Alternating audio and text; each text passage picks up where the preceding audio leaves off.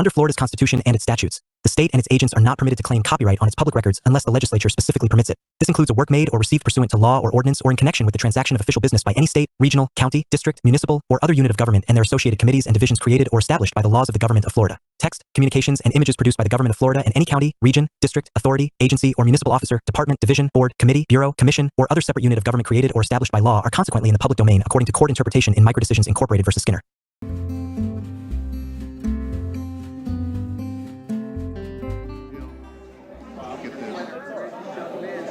I'd like to call to order the February 7th meeting of the Clearwater City Council.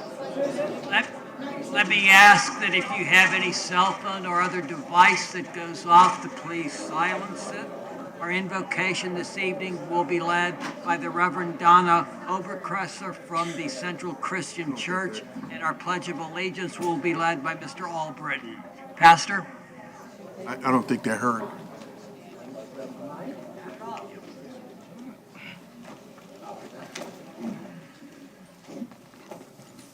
Let us join together in prayer.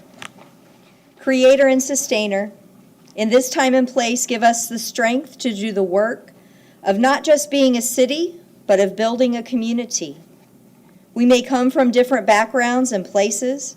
We may speak different languages. We may have differing religious beliefs, and even be on opposite sides politically. But help us see the benefit of joining hands and walking together into a brighter future for all of us. Help us to understand that we are given each other not just to tolerate one another, but to celebrate the beauty that comes from our unity and our willingness to work together. For we are called to unity and not uniformity. Tonight, Lord, be with those who have been designated as leaders. Give them wisdom in making decisions. Let them lead in working for justice. Let them govern with fairness and compassion. And let us all be people who live together in peace. Amen. Amen. Pledge allegiance to the flag Of the United States of America and to the republic for which it stands, one nation, under God, indivisible, with liberty and justice for all.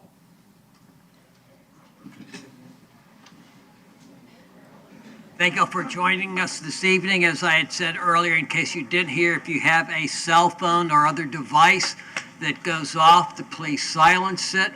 Also, I'm going to ask that any comments that are be made, that there be no applause or booing, shall we say. This is a public meeting. This is not a sporting event, so we would appreciate that you give the attention and the respect that you would expect to receive to those who are speaking, even though you may disagree with them.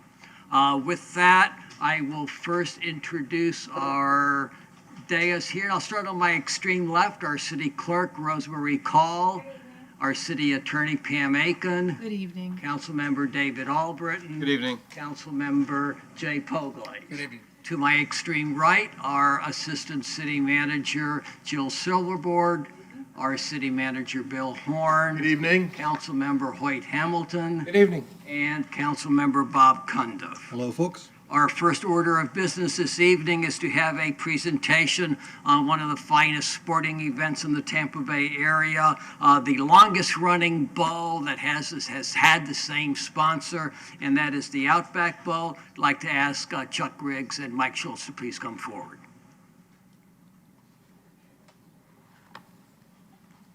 Good evening. Good evening. I'm Chuck Riggs, and to my left is Mike Schultz. And as you know, we had a fantastic beach day. You guys did a great job. You brought out the sun. And that's always good, especially when you're dealing with Iowa and you're dealing with Mississippi State. And they were checking the temperature, and they were telling us how cold it was back home, even in Mississippi State. But I will say this year, these coaches and these fans were the most friendliest we've had. Sometimes when you get a coach that doesn't like the way practice is going, and all of you have played some sport and you know the coach is yelling at you, none of them were doing that. They just had a ball. In fact, Mike and I were talking, Iowa wanted to come out at 10:30 or 11:30 in the morning. We said, you can, but there's not going to be anybody there yet. because we're going to be going. But anyway, we thank you for the support. Let me tell you some things that happened this year that made this whole event successful. It's the most watched annual sporting event in the region, and one of the most watched college bowl games showcasing our area both nationally and internationally. We brought 30,000 out-of-market visitors. We had people coming up to on the stage and saying, "I'm from so-and-so. This is fabulous. How can we get back?" I said, "Keep winning ball games. That's how you get back to the Outback." We attracted media from more than 100 outlets across the country to cover the game and bowl events. When you're up there on the stage and the camera's pushing you out of the way so they can see the football players, and there's a camera on the left and a camera on the right, and you just kind of shrink and go back and sink into the band. But it was just a great time. Generated millions of dollars for our region. In addition to paying millions of dollars to the universities each year, the bowl added charitable initiative. Now, this is something we started about 3 years ago. And this year, I think Mike's going to go through the detail, but there are 2 charities that I was involved in that I'm not going to say the amount they're getting because they don't get them until next week. And if they're watching, I don't want to spoil it. But ARC, which you all know well, formerly U Park, and you all are heavily involved, they'll be getting a gift from the Outback Bowl, and specifically a check. And we present that check with their clientele. And that clientele just goes nuts when we bring over the big check, and it's really a lot of fun.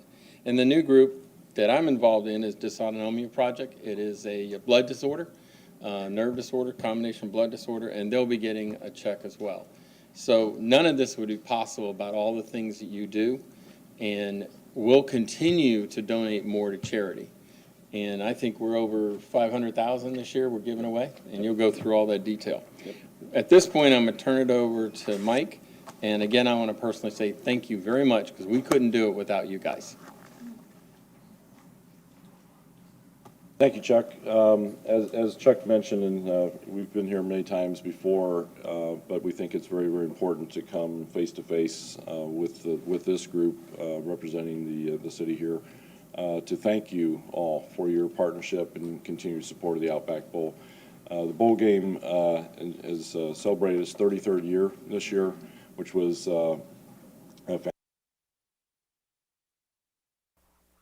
as Chuck mentioned, we have been able, because of partnerships like this, not only put on a fantastic event on Clearwater Beach during December 30th to bring thousands of visitors to the beaches and to really showcase the beaches, both to the fans that are here in town, and of course to all their friends back home who see all their selfie pictures and everything else of them playing in the water and on the beach while they're back in the other white stuff.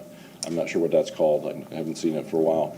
But we really appreciate that support, but also the bowl game as a whole. I believe each of you have been distributed for your reading later a packet of information. It has a lot of good stuff in here. When you get a chance, please go through and take a look at it. A lot of pictures in there that will show a lot of the things that we do to promote Clearwater and Clearwater Beach area. From our website to publications. You also have a fan guide that we produced this year that's sent out to the fans of the different markets around the country. We bring in fans from over 40 states every year for the bowl game. And we really highlight Pinellas County, the Clearwater area in particular, and the beaches and so forth, because obviously that's something that's key. It's a great selling point for them to come down here. If you're going to go to Florida to follow your favorite team to a bowl game, you better go to the beaches, right? And you better go to Clearwater, which has the best beach in the country. So we really push that very hard. The key things that the Outback Bowl does and why it's even around for this community is to create an economic impact, and bringing those fans to town obviously does that. We also want to showcase the community. We want to showcase this destination. And again, as I mentioned, there's a lot of ways that we really push to do that. We want to do something that's really fun for the local community that they can participate in.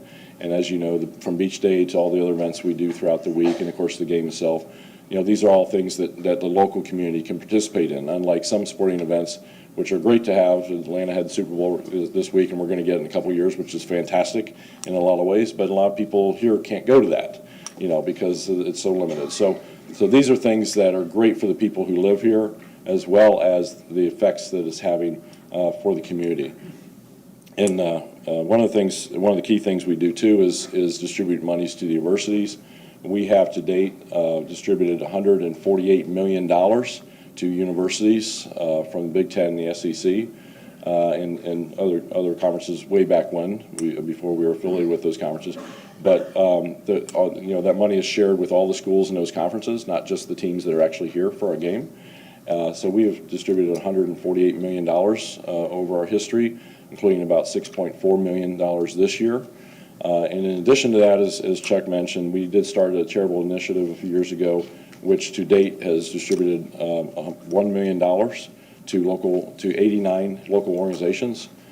This year it's $500,000, and going forward it will be $500,000 at least each year that we'll be distributing to a number of different organizations, including those in Hillsborough County, Pinellas County, and the surrounding areas. So it's just an additional thing that we're doing to continue to help the community in ways even beyond our mission statement. But we feel it's important to make sure that these groups are helped, and if we're in a position to do that, then we want to do that. So we thank you all so much, the city, the police departments, fire departments, EMS, the administrators in the county, who help so much with the logistics of the Beach Day event, which is a critical and very focal point of our bowl week for the fans coming into town, but also just your overall support of what we're trying to do to continue to impact the community in a positive way.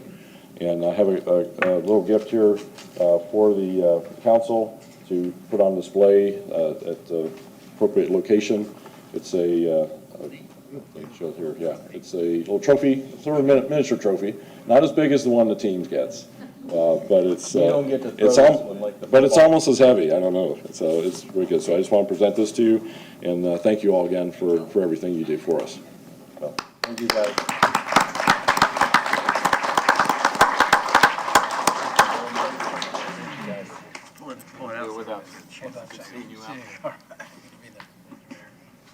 Chuck, I have to hold the trophy. Just don't throw it. Don't throw it. Thank you so much. And depending on which team wins, everybody gets either, Yes, Outback Steakhouse, yeah. right, gets a blooming onion or a saucy shrimp, I think. Or coconut shrimp, yeah. This year was coconut shrimp. Coconut shrimp. Right. Yes, it's a special promotion that Outback Steakhouse does. And the bands stay right here on Clearwater Beach. Absolutely. Yep. The college bands of both teams stay on Clearwater Beach in hotels here, along with, of course, obviously lots of fans and so forth, and they patronize a lot of the businesses, as you all know very well. So that's part of the reason why we do this. We want people to come here, see what we have to offer, come back and visit in the future, maybe come back and move here, bring their business here. But if not, at least spend money while they're here. And that's win-win for everybody. So thank you all for everything you do. Thank you, Mike. I forgot to announce earlier that the fire marshal has placed a limit as to how many people can be here and how many people can be standing in the back. So if you're asked to leave, it's only because of the fire marshal requirements. And we ask that you comply with that request. Don't bring any other chairs in so that we can keep the aisles vacant and open in case of an emergency. So again, that is a fire marshal requirement. It is not something that we've decided to impose this evening. So we would appreciate your understanding. If you're standing in the back, we ask that you find a seat. If not, you may be asked to leave. So we would appreciate your complying with that. Next, this last Thursday, the Visit St. Pete Clearwater had the Beastie, I did it again, Joel, the Besties Award. And Clearwater and Clearwater Beach received the the Best Beach Award winner for 2019. And we have a short video that is going to be shown regarding all the winners that were featured, and Clearwater did very well for itself. And we want, as behalf of the council, to thank all of our partners who help promote tourism in Clearwater and Pinellas County.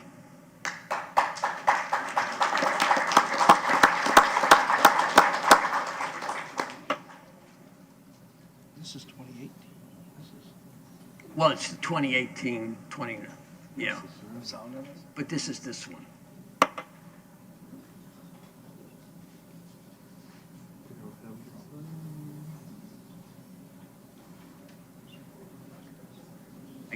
Oh.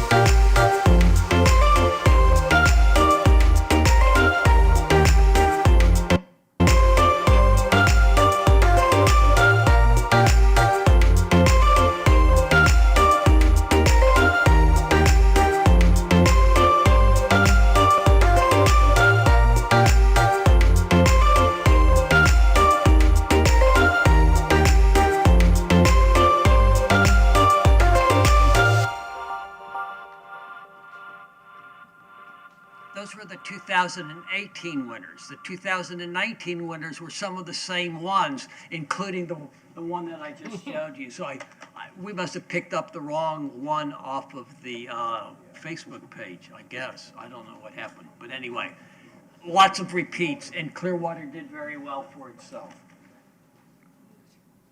Are there any addition or corrections to the minutes of January the 17th? Move to be approved. Second. A motion has been made and seconded to approve the minutes of January the 17th. All in favor say aye. Aye. Opposed, no. Motion carries unanimously. Anybody from the public wishing to speak to an item that is not on the agenda? If so, we ask that you come forward at this time. Make sure that you've had a card filled out for the clerk, and you would give us your name, and you would have 3 minutes to speak. My name is Joe Jablonski, Mr. Mayor and council members. As an engineer, I understand the merits of iterating on a design before taking it final. What I don't understand is how so much of the rest of Imagine Clearwater seems to be on hold until the bandshell seating count is finalized. I ask that the next showing of Imagine Clearwater to the City Council include an update to the plan reflecting community concerns so residents, like in the 15% review, can actually see where this plan is heading and that the community voices have been heard. Specific concerns I'm referring to include orientation and location of the bandshell, location and intrusiveness of the gateway, the bridge over Cleveland, and the South Bluff Walk. I discussed these concerns with Mr. Micah and the city engineer. They're waiting for the city council to direct them to proceed with integrating all of this information into the plan.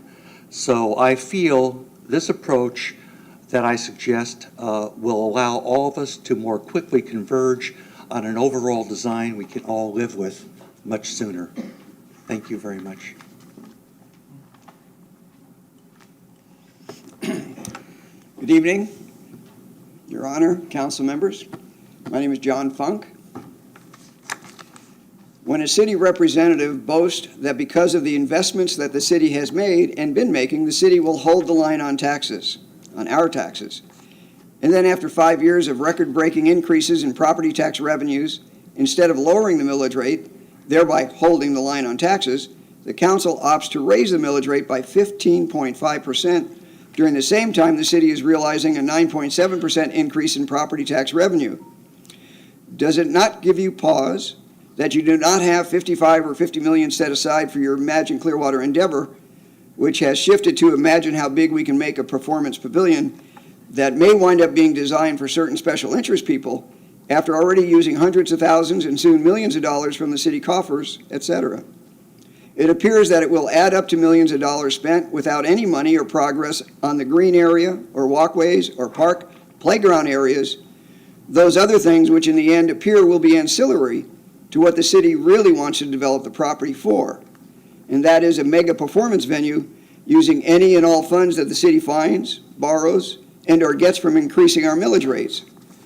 Please read and take to heart the Tampa Bay Times article, the recent one, stating that apparently the Parks and Recs doesn't know how much concerts cost and apparently don't know where the money is going or how it is spent. Shouldn't that be important? Believe it or not, we citizens do care that the city continually spends and spends millions of dollars on studies designed to reinforce what certain elites desire to have in the way of what could be considered a land grab for the benefit of special interest, ignoring what truly should be beneficial to the citizenry. In addition to the Tampa Bay Times article, a recent letter to Mr. Maxwell from a citizen who was part of the original master planning of Imagine Clearwater is especially informative. His words ended in bold print, "Please stop talking about an entertainment venue before it's too late." Again, let me ask if you have a cell phone or other device that goes off to please silence it. Hello, Karina Morrison. How's everybody tonight? I'm not sure if I can get that right. I am with Shop Local for Good, and we're here to let you know a little bit about what we're doing in Clearwater. We launched a community market in November, and last weekend we actually added EJ's Urban Farmstead, which is locally grown in Clearwater organic produce. So we're really excited about that. We want to invite all of you to come out and visit us. We are growing. We are looking for local artists to add to the market to make it truly Shop Local for Good. We also have, we currently have a fundraising campaign because the Benevolution Foundation is part of the Market Space for Good, which is a retail space located in Station Square Creative Suites. We're in Suite 11, and we're open Tuesday through Sunday. Starts at 11 a.m., and on Friday and Saturday, we stay open until 9. We have an Artist for Good showcase in there. Some local artists are showcasing their work and donating a certain percentage to the Benevolution Foundation. What the Benevolution Foundation does is we're a nonprofit incubator. We work with all volunteer, locally focused nonprofits on how to be effective in the community. And the Keto for Good program is part of our Business for Good, hashtag Business for Good. $1 for each cup of keto coffee that you get from the Market Space for Good will be donated to the Benevolution Foundation. We have a couple of special events. On February 15th will be the Downtown Clearwater Fine Art Walk, third Friday. So we're going to have 600 Block Rocks Works and Words of Art on the patio of the Station Square Suites and showcase some local artists and authors. On February 16th, we have a special guest to our Saturday market, Sparkles by Maxine. Y'all met Maxine at a future or past city council meeting. And she's going to be showcasing and working there, and then they're going to film a promo of her in action. So we're really excited about that. February 22nd is Blast Friday. The Shop Local for Good team is partnering with Ruth Eckerd Hall, and we've got a hashtag Rocking 600 block. So we are getting vendors and food trucks for the 600 block. Blast Friday goes 600, 500, 400.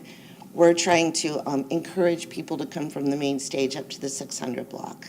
So last time, Vector Bar in Arcade had some pinball machines out front.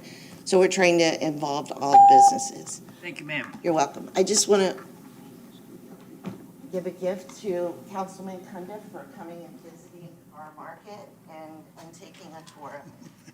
Thank you so much. Thank you. Share with us. Anybody else from the public wishing to speak to an item that is not on the agenda? If not, I will close public comment and move to the consent agenda, items 7.1 through 7.12. Anybody from the public or council wishing to pull an item off the consent agenda? Motion to approve the consent agenda. Oh, I'm sorry, did somebody want to take something else? Second. Motion's been made and seconded to approve the consent agenda, items 7.1 through 7.12. All in favor say aye. Aye. Opposed, no. Motion carries unanimously. Agenda item 8.1, Mr. Horn. Thank you, Mayor. Approve a development agreement between Decade Properties, Inc., property owner, and the City of Clearwater, providing for the allocation of 27 units from the Hotel Density Reserve pursuant to Beach by Design, adopt Resolution 19-03, and authorize the appropriate officials to execute same. Mr. Perry. Thank you. Mark Perry, Planning and Development.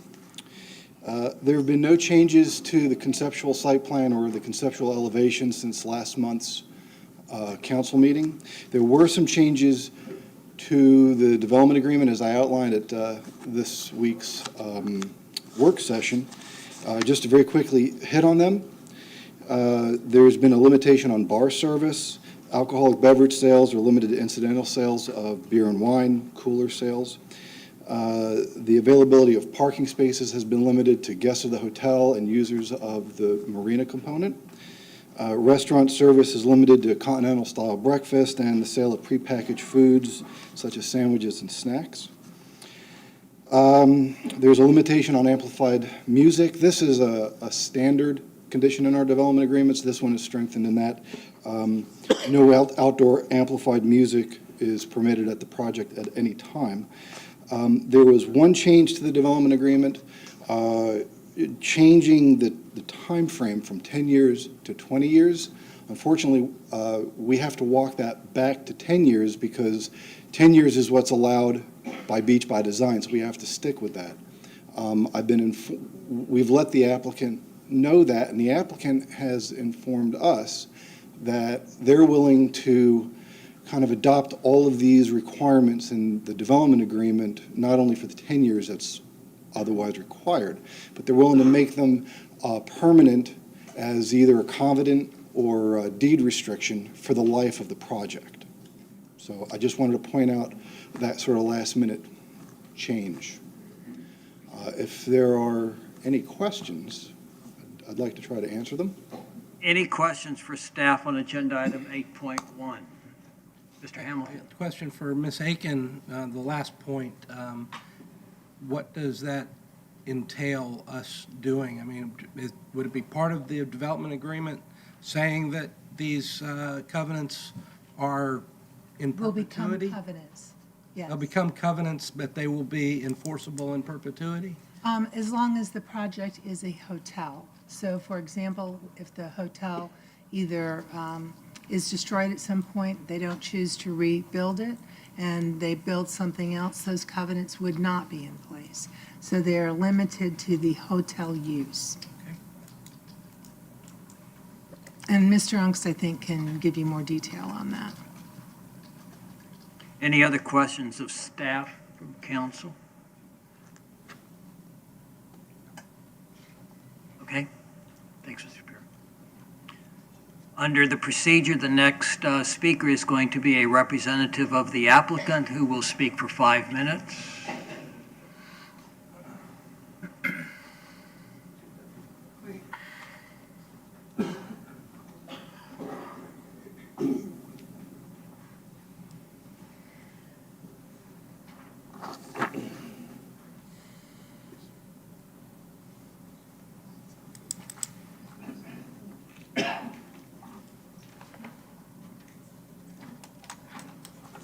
Good evening, Mr. Mayor, council members. Brian Ungst, Clearwater, here on behalf of the applicant Decades Properties. At the beginning, I'd like to incorporate all of the argument and testimony. There really wasn't any testimony, but all of the arguments that were made at the last meeting as part of the record on this proceeding at second hearing. I want to reiterate, this is an opportunity. This is an opportunity to protect Clearwater Point, unlike any other opportunity. And that is that the city has the opportunity to enter into a contractual agreement whereby the city can dictate and control the uses on this property. And as Mr. Perry just stated, Mr. Kyrlieber has agreed that these restrictions, no full kitchen, no bar, no restaurant, no amplified music at any time, no public parking, no commercial use of the marina, no fueling, no offloading, nothing at the marina. That currently doesn't, those restrictions don't exist now, will be covenants that will run with the land and will exist no matter who the owner is, whether it's Mr. Kyrlieber or a successor owner, so long as that remains a hotel use. If it gets torn down, as Ms. Aiken said, for some reason, it could be rebuilt as a restaurant or bar, but it wouldn't be a hotel with a restaurant and bar. That is a big, big win for the concerned neighbors. That is a major, major, major good faith effort on the part of Mr. Kyrlieber to say, I want this to remain a quiet neighborhood. Mr. Kyrlieber lives just a block over on Bayside. He met with 15 of the leaders of the concerned neighbors last night for about 2 hours. And he said, I agree with you. I don't want this to be a party central. That's not what I'm doing here. That's not how I've operated this. He asked them, how many complaints have you ever had about the chart house over the years? And they said, none. And he said, well, I'm going from 33 base units to add 27 units to 60 units. So I'm essentially doubling the size of the property. But I'm not changing the way it operates at all. So 2 times 0 is 0. 2 times no complaints is still no complaints. He also gave out his personal cell phone number. And he said, if you ever see someone accessing your beach from my hotel or trying to access your pool from my hotel, which shouldn't happen because we do have a small pool on the 5th floor, call me. Call me and I will deal with it. So he has worked very, very extensively with the neighborhood to try to address those concerns. I do want to address just some issues we touched on the last time. This property is zoned tourist with a resorts facility high land use. In Clearwater, we have flexibility, we don't have variances, and a property owner is entitled to the flexibility at a quasi-judicial hearing in front of the Community Development Board if they meet all of the general applicability and flexibility criteria. That means that Mr. Kyrlieber, if he meets the criteria, could go up to 100 feet. He could build a resort-attached dwelling, which would have no lobby, no real management. It could be basically an Airbnb, overnight rentals at 100 feet. He could put a hotel there with a restaurant or a bar. Here's the other thing. Beach by Design and the comprehensive plan do not limit the amount of density rights that can be transferred onto the property so long as it doesn't exceed 150 units per acre. So we could go to 99 units and get those units by purchasing them on the open market. He doesn't want to do that. He doesn't intend to do that. But he could do it if this development agreement is not passed. So there is an element of protection and preservation that goes along with this development agreement. This is a current picture of the hotel as compared to the condominiums next door. It's got to be redeveloped. It's time to redevelop it. It's going to be redeveloped. This is Plan A, Option A, because Mr. Kyrlieber says this is the best option for the neighborhood and for me and for the city. He doesn't know what Plan B is, but Plan B could be any of those things that we discussed in terms of the 100 feet in height, the bars, restaurants, the live music as long as it doesn't violate the noise ordinances and those particularities. I also want to show a picture of one of the main issues of concern that was raised last night was the private beach. And there doesn't appear to me to be any public access to that private beach. Obviously, if a boater comes up and wants to walk to the high water mean, that's fine. But I don't really foresee people coming through these private properties and somehow getting through these and onto this beach. If it's not happening now, it's not going to happen if we add 27 more units.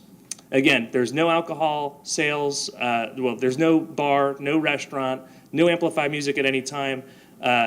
no full kitchens, and we're willing to make those all part of covenants that will run with the land. Reserve the balance of my time and look forward to answering any questions that you have. I do have Mr. Pergolesi and Mr. Audi here as well to answer any questions that you have.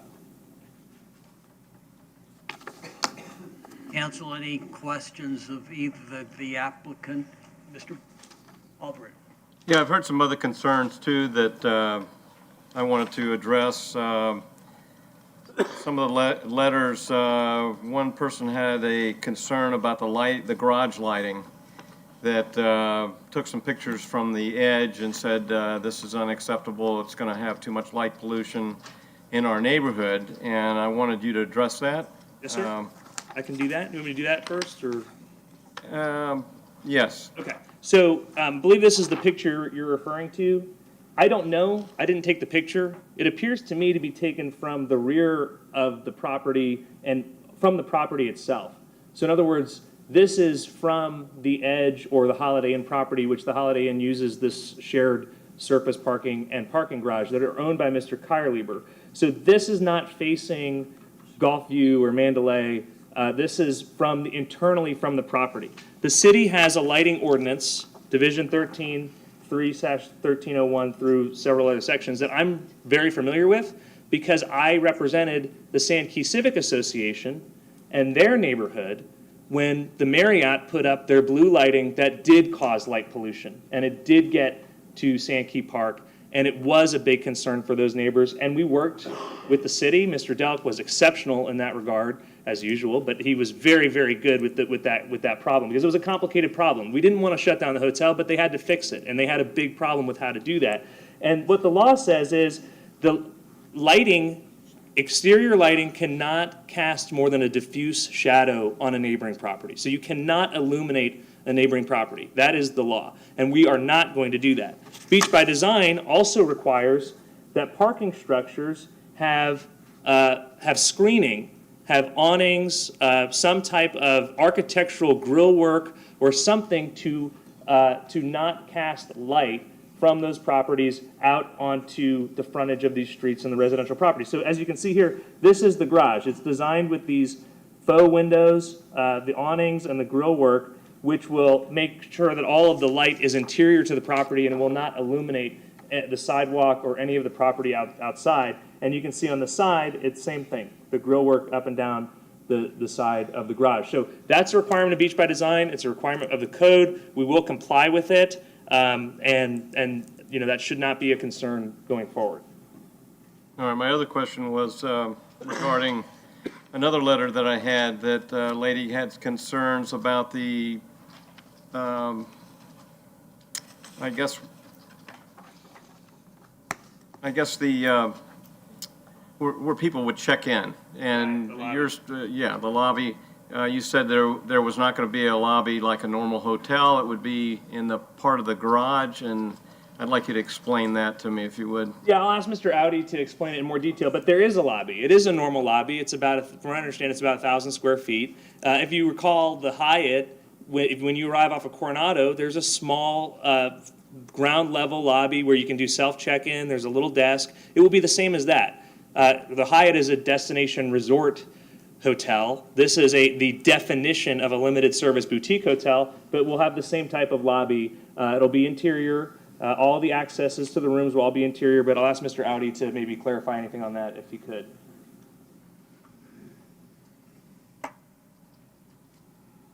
Mayor, members of council, I'm Robert Audi with the architectural firm of Audi Smith Architects in Clearwater. Brian has just put up a display which illustrates the location of the lobby on the first floor garage level. I believe last time when this subject came up, we wanted to emphasize that the lobby is diminutive. It's small. It's a boutique European sort of environment. There's no grand chandeliers. It's not designed to be a grand hotel lobby. It's simply for the function of checking in. If you notice from the display that once guests check in, they have access to an elevator there, which is shown in red. So that whole experience of parking for guest check-in and registration parking, access to the lobby, and therefore access to the elevator is all very small and reserved in this particular project. And it does comply, Beach by Design does require a lobby for units from the hotel density reserve, and this complies with that.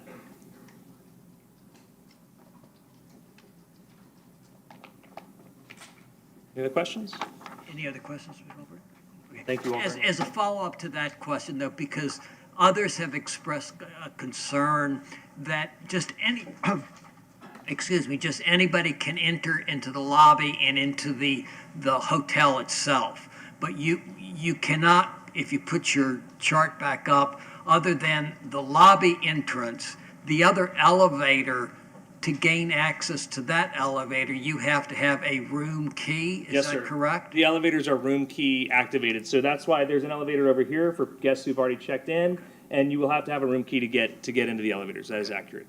So no one from the street can come in to have access to the hotel? No. Okay. Any other? I had thank you, sir.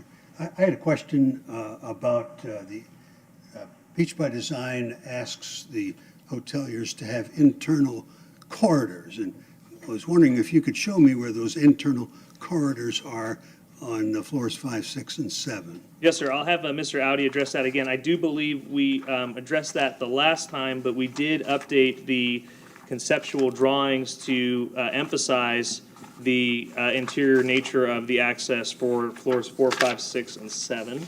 I need to get to here, though. So this is floors 5, 6, and 7. And Bob, would you like to explain that?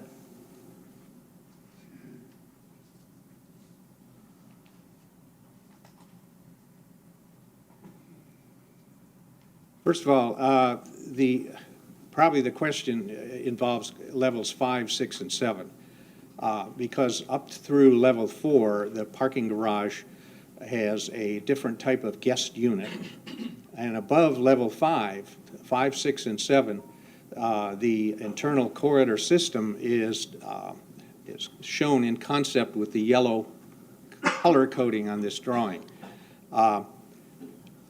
At level 5, 6, and 7, the internal corridor will provide guest room access, but it will also provide access to the exterior pool deck, which is just southward of the guest corridor.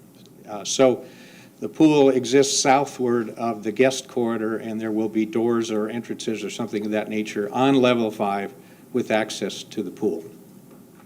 So all of the rooms are interior access only. There's a hallway, a corridor. The elevators are interior only. So when you get off the elevator, you're interior. You stay interior unless you're on the 5th floor and you want to go to the pool. That's basically it. But on 6 and 7, aren't they outdoors? No, those are balconies. Enclosed. Yeah, those are, yeah. But the balconies are open as they are in the picture over here. Let's see, that image? Yeah, that is because that surface sits back away from the frontage of the building. That will be either some form of glass so that the people using that corridor on the upper levels will have a visual sense of where the pool is. It'll all be enclosed interiors, and that's required by Beach by Design, and correct. we won't get a development order from the CDB if we don't have that, so. Any other questions? Hold on one second. I had one question. This is going to be a limited service for food, and where is that food going to be available and served? Mr. Carlieber and I have discussed that. He doesn't intend to do a continental breakfast. He said that, currently they put out donuts and bagels on Saturdays and Sundays, and that's what he'll continue to do. He will operate this hotel the same way he operates it now. So there won't be a continental breakfast. There isn't going to be, any kind of food service. Put them out where? Well, so for example, I was at what was it? I think it was a Residence Inn or something. It was a limited service hotel in Aventura 2 weeks ago, and they had their continental breakfast in a room, in a unit. And you went in the unit and you got the food. I had to check in a unit because their lobby was under construction. But that's not, the food service is not at all an element of the project. So I don't know if you know where the food service would be in terms of the donuts and the coffee, or? If I may add, most flag hotels, as well as independent hotels now are beginning to focus, especially at this limited service area, are beginning to focus on what they call a treats area. And it's a small area adjacent to the registration desk that has packaged food, crackers, cheese, things of that nature. A couple of small console-type refrigerators with soft drinks and that sort of thing. In the case of, say, Hampton standards or Hilton standards, those spaces don't occupy any more than about 100 square feet within the lobby. And the merchandise is simply bought and sold at the registration desk. So it's a very limited operation, doesn't take up a lot of square footage, and there's a lot of proprietary signage that promotes the that type of service. So there's no continental breakfast, there's no big cafe type setting or those kinds of things that you might be thinking of. But I'll ask Mr. Kyrlieber when I'm done here, and when I get back, by the time I get back at the end, hopefully I'll have a definitive answer for you. But he's told me, you know, essentially just in the lobby. It's not going to be a... Which would be adjacent to the garage, is that Yes, yeah. Be very incidental, bagels and coffee and donuts, you know, on the weekend, which is what currently happens. Mr. Albert? One other question. So we're getting a glimpse of what the development is going to look like, even though we're not voting on that part of it tonight. You've given that conceptual to us to understand how it's being built. Could you describe where it goes from here and who approves the final site? Sure, yes. So from here, if the development agreement is granted... Let me ask our city attorney to answer that question. Sure, I would defer to Pam. Be better for you. Actually, Mr. Delk can probably give you the best outline since it goes to his board. Okay. Yeah, if you approve the development agreement, then the... In fact, let's hold on. Any other questions of Mr. Ongst and the developer? Okay. Thank you, sirs. Thank you. If you approve the development agreement to move forward, then the applicant will have to make a level 2 approval application for Community Development Board hearing on the hotel project. And it'll undergo a staff review, DRC, city staff review, all of the development review committee, and then it'll go before the Community Development Board for final development plan approval.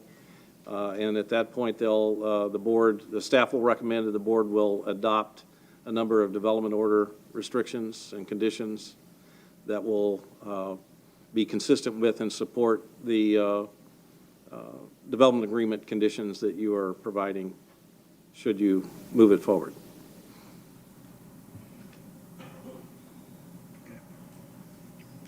For example, the lighting question that has come up, that would be reviewed by you at that time, or? Yes, it would. And lighting is always reviewed for projects like this. So what you want to do is you want to, if at all possible, the developer will want to, and frankly, I would think the neighbors will want them to maintain just regular ventilation of the garage. You do not want to mechanically ventilate, but there are treatments like louvers and things like that, and we've got them all over the beach where we've got some sensitive areas to block the light that would otherwise emanate towards, any other residential structures.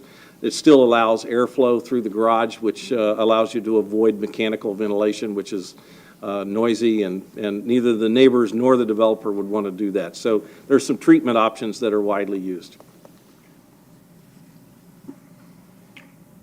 Any other questions of staff? Ms. Sakin or Mr., help me understand the beach question. Whose beach is that has accreted east of the Sand Key Bridge? Do we know definitively that it belongs to Clearwater Point, or is it a public beach, or what? We have not done that title work. We have not looked at that.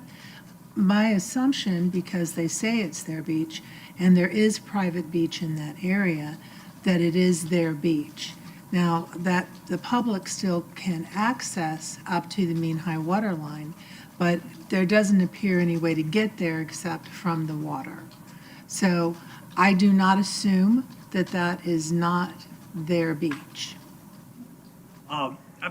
Coincidentally, Council, this morning when I was coming over the Sand Key Bridge, it was low tide, and I mentioned to the city manager that slide that was up showed lots of water, but at low tide, there's lots of sand. And almost to the point that it looked like it was creeping up to the channel marker that defines the channel that goes underneath the Sand Key Bridge. So I was just sort of curious as to if we had to go in and like dredge or something, what happens in a situation like that? I mean, would we have that authority to do so? Yes, sir. Okay. I have a couple of questions for the staff. We got a letter, if I may, sir. We got a letter from Clearwater Point's attorney today challenging the legality of giving Hotel by Design rooms on this site. And I know you got this letter. Could you talk to that? These are essentially the same arguments that they made last time when they saw you, and they were kind enough to put those in writing. We have reviewed it. We have reviewed the plan. We've reviewed Beach by Design. We've reviewed our ordinances and do not agree that this is inconsistent with the comprehensive plan. I respect his opinion. However, we have a different opinion. Let's clarify that a little bit more. There was a difference from reserve density and... Yes, sir. So clarify that for us.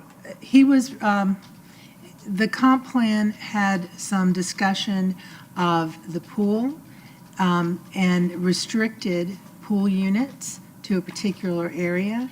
This is not pool units.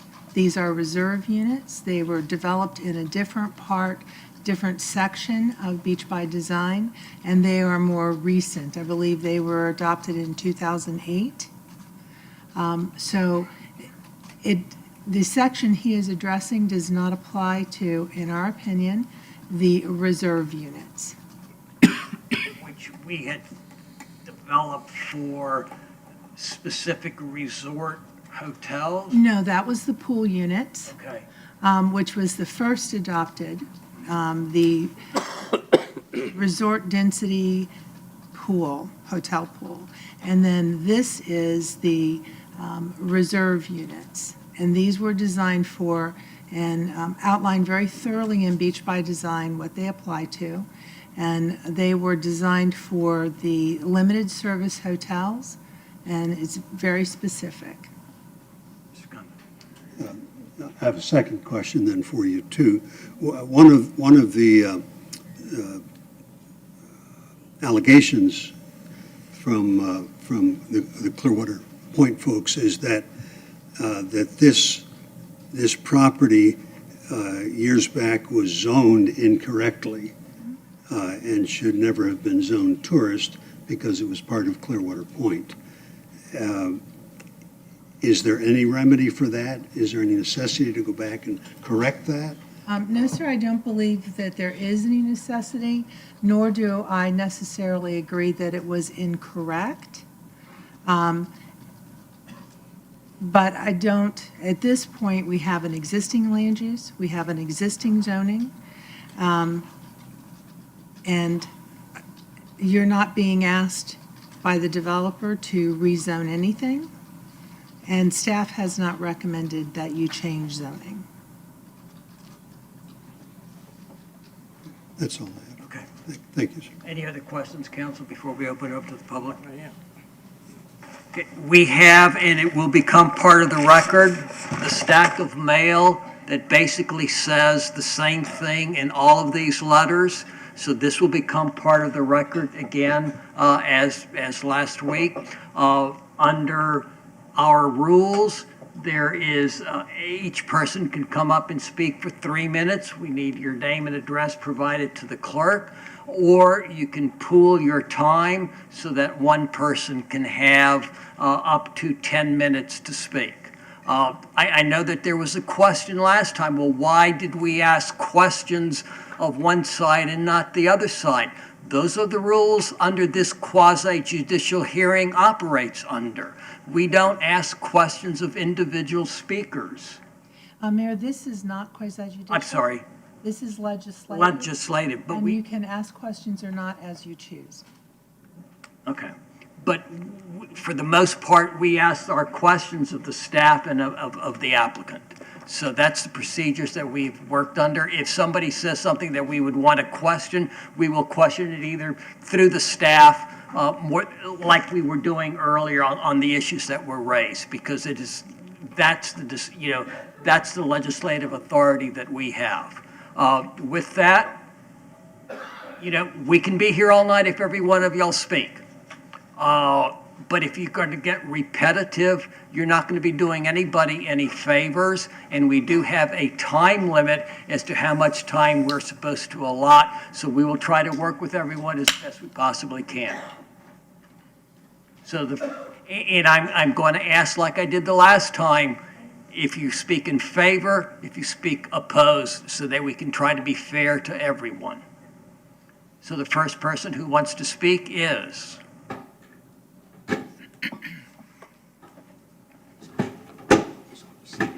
Mayor, Mr. Chapman has accumulated 7 minutes. I'd like to confirm that the individuals Okay. are still in the room. Robert Weschler. You can raise your hand. Okay, thank you. Nicole Lehorst. Nicole. Okay, thank you. Roberta and Cideris. All right, thank you. Okay. No, Roberta. Mayor, Councilman, my name is Robert Chapman. We've met before, and I was here about a month ago. I sent that memo in together with Ali from my firm, and we represent the residents on Clearwater Point. I have a PowerPoint here, but before I get started, the legislative versus quasi-judicial, I'd like to address that quickly. There seemed to be a little bit of confusion from the council last time when I was here that this was a quasi-judicial role, and there was talk of entitlement. There's no entitlement here if their development agreement meets your liking or any certain standard. This is a legislative decision. You have discretion and should deny this application. So I want to be clear on your role here for the council.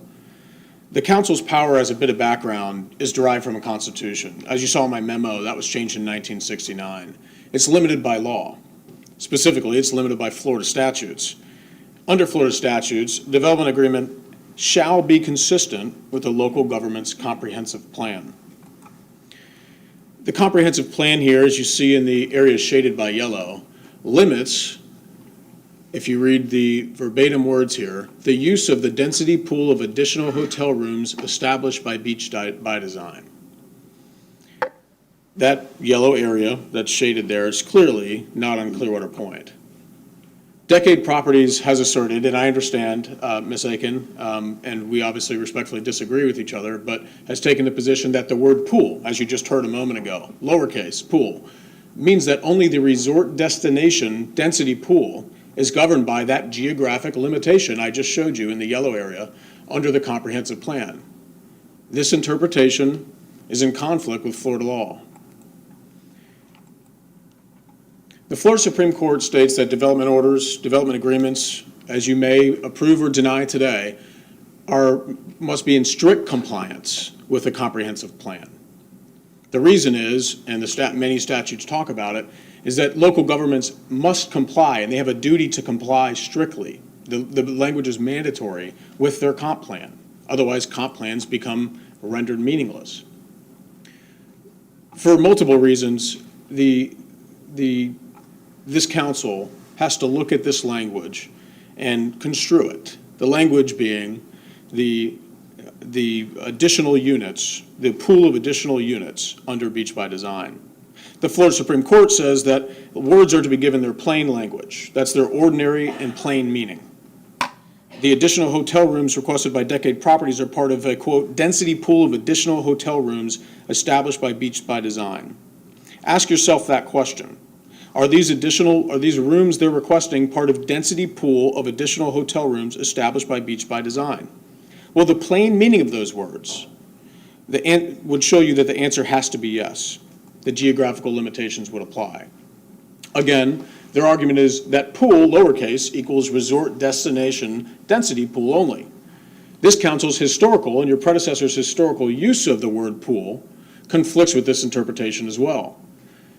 Back in 2008, as Ms. Aiken mentioned, there was an ordinance passed, and that was the split between just one pool of units, lowercase pool, and hotel density reserve and the destination resort pool. At that time, the language was, and you can see it quoted, quote, pool of additional hotel rooms, end quote. That indisputably, everybody agrees, meant all of the additional hotel rooms under Beach by Design, every single one. When it was changed, the revised text says pool of additional destination resort hotel rooms. That 2008 ordinance was established with the express purpose of clarifying the difference between a destination resort and a mid-size hotel, a mid-priced hotel. The word pool, through that ordinance, was stricken everywhere throughout, unless it was capitalized and modified by the words destination resort, everywhere. No longer was the word pool used in isolation to describe only the destination resort pool. It described all units when used. Case in point, the December 8 comprehensive plan, 5 months later, uses the word pool. There is no additional words of destination resort to modify pool.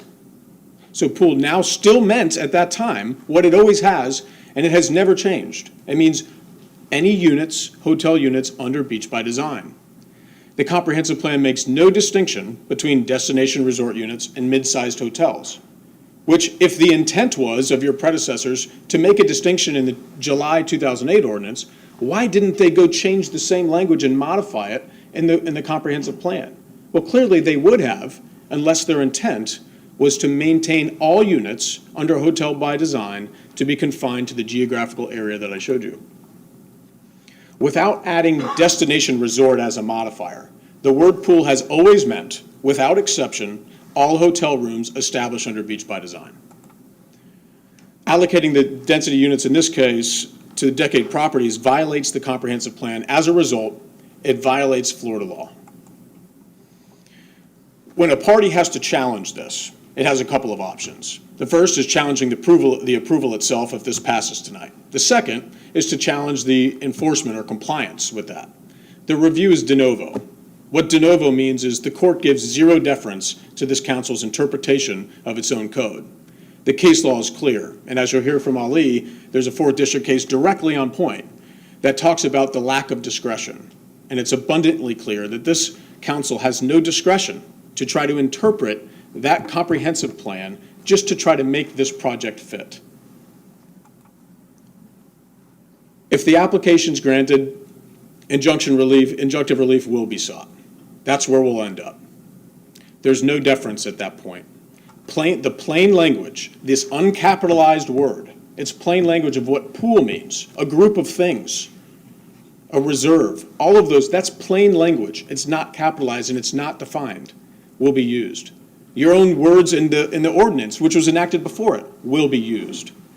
And a court will overturn the passing of this and the acceptance of this development agreement. Even if building on this project has occurred at that point, the state of Florida has demanded that the building come down. The lesser of the evils here, which I know you want to protect these citizens, is to follow the law. It's never to not follow the law. Thank you, sir. Please deny this. Yeah, please deny the application. Thank you, Mayor. Thank you, Council. Anybody in favor of the request of the applicant wanting to speak at this time? Someone in opposition?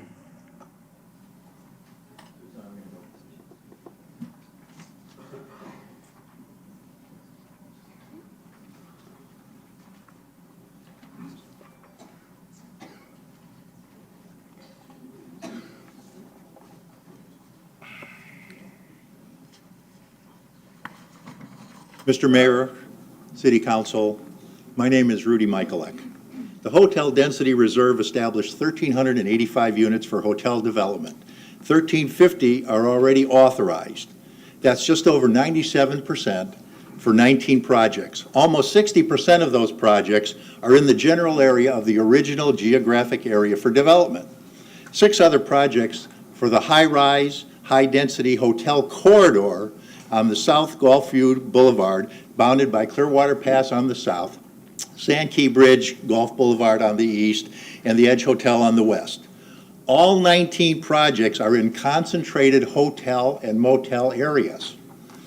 Whether by coincidence, plan, or by design, City Councils, current and previous, have set the precedent that these units will be in high-density hotel areas, not residential areas. This Decade Properties project is an exception. City councils over the years have also set a second precedent. No projects for reserve units have been authorized south of Sand Key Bridge, on the north end of North Beach, on Island Estates, or until now, on Clearwater Point. What do those have in common? They are all residential neighborhoods, different in building styles and types. Mr. Kyle Lever has been a good neighbor. But Mr. Oxt, his attorney, came to this chamber on January 17th and again today threatened us, our neighborhood, and the city council that if this exception for 27 units is not approved, you will punish us with a taller, possibly uglier building.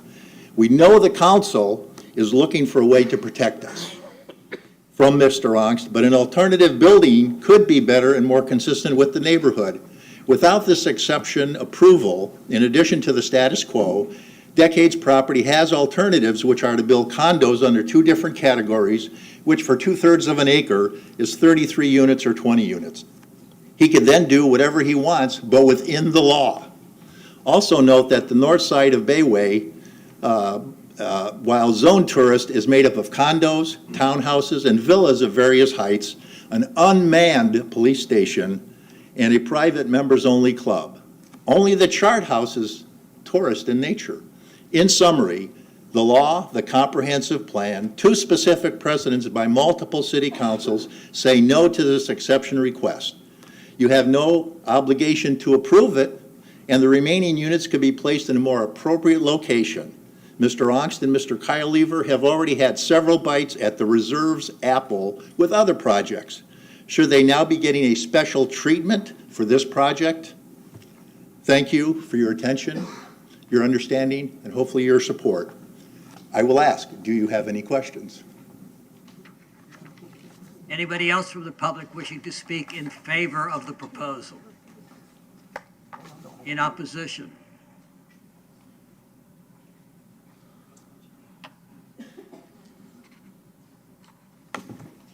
Good evening, everyone. My name is Larry Bigelow from Clearwater Point.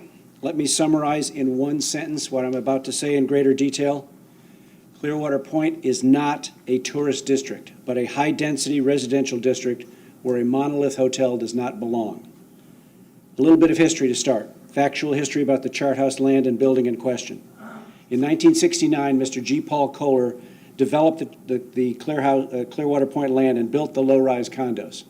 In 1976, Mr. Kohler established the Clearwater Point Yacht Club and built a recreation center, which is the site of the current chart house at 850 Bayway Boulevard. That was for Clearwater resident members only. The Yacht Club and Rec Center was not a resort. It was private, not for vacationers. But in the late 1980s, city planners inaccurately zoned the property under CR 28 Commercial Resort. This did not delineate between public and private entities. As a result, our former Yacht Club and Recreation Center and the present Clearwater Yacht Club properties are now listed as tourist, even though neither at the time was open to tourists. CR 28 Resort did not match our private residents-only oriented rec center, and today tourist does not match either. In 1991, the CR 28 zoning label was the vehicle that allowed Decade Properties to convert our private rec center into luxury suites. Over time, CR Commercial Resort was rolled over to just Resort in 2006 and later to tourist. Clearwater Point was not developed to be a tourist area, and it was not intended for hotels. Even Decade's chart house advertising on their website claims that they are pleasantly removed from the hustle and bustle of popular tourist areas, end quote. This is quoted from their current website. As I said, though the consequences of this zoning change may not have been evident to the city leaders at the time, we are now forced to deal with these consequences. Our community now faces the threat of a massively encroaching hotel in our residential community that does not fit or belong in our neighborhood. We feel this council should correct the previous error, not double down on it. Secondly, all other properties on Clearwater Point, as you've heard, are currently zoned HDR, in other words, high-density residential district. As per HDR Section 2-501 of the Clearwater Zoning Code, it states, quote, "The intent and purpose of the high-density residential district is to protect and preserve the integrity and value of existing stable residential neighborhoods of higher density," end quote. We believe the city's obligation is to live up to its mandate, to protect and preserve the integrity and value of our existing residential stable neighborhood. Please vote no to this proposed hotel project, and in doing so, vote yes for keeping our residential community free of inappropriate hotels. Thank you.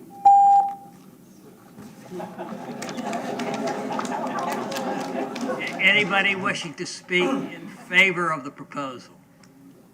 In opposition?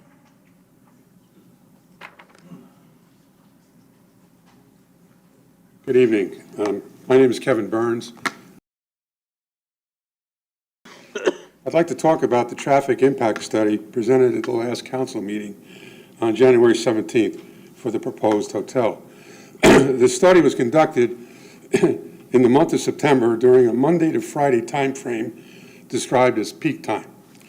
The study concluded that the traffic patterns for the proposed hotel were acceptable. At the break, I asked the presenter why weekends and high tourist months were not included in the study. He said the study was conducted in accordance with the City of Clearwater specification, which defines peak time as Monday through Friday only. No weekend or high tourist months analysis were required. The reason for this specification, I assume, is probably because most traffic studies are for the mainland Clearwater area and really around business entities where you would want to know the traffic patterns Monday through Friday, the normal business work week.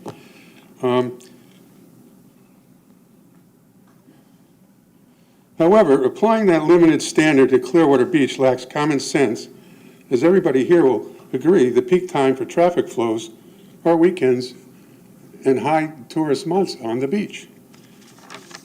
Therefore, the current study for the proposed hotel does not provide a realistic and accurate assessment of the peak traffic time patterns. It also means that all previous traffic studies conducted on Clearwater Beach for the Hyatt, the Wyndham, Sand Pearl, Aqua, Edge, etc., did not provide an accurate and realistic assessment of the traffic patterns, as they only covered Monday through Friday. In my opinion, and if I was sitting in your seat, I would find this revelation embarrassing. Realizing that all previous traffic studies approved was based on flawed logic. I have an immediate request that the council request the developer of this proposed hotel to redo his traffic study to reflect weekend traffic and high tourist months. This would provide a more realistic evaluation of the traffic patterns. A future request would be to amend the City of Clearwater specifications to include weekends and high tourist months on future traffic studies for proposed Clearwater Beach hotel properties. Given several hundred new hotel rooms are in various stages of planning on the beach, having a realistic and accurate analysis makes common sense. It is time for the common sense to enter into the council's deliberations on the future hotel development plans on the beach. Thank you very much. I vote no. I'm going to assume that there is no one here wishing to speak in favor of the proposal. So I will stop asking for that to save some time and ask somebody else in opposition.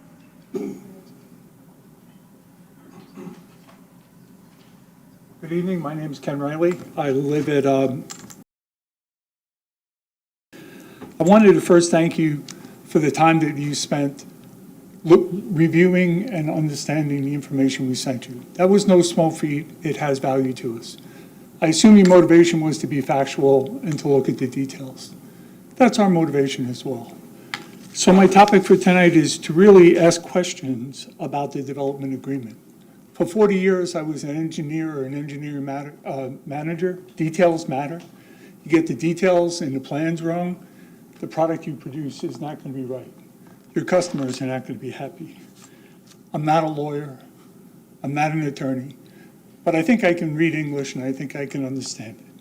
So the development agreement, the one I reviewed, was dated January 18th of this year. For example, in section 6.1.14.4, there's a deed restriction that lists other sections that are not included in the document. Now, how could that be? I assume that you started with a standard template, with a standard agreement, and added the parts that were appropriate. Nobody cleaned up the parts that were incorrect, at least in my reading. Another detail that seems inconsistent is really about the number of units for this site. In one place, it talks about 90 units per acre. In another place, it talks about 150 units per acre. Which is it? Okay.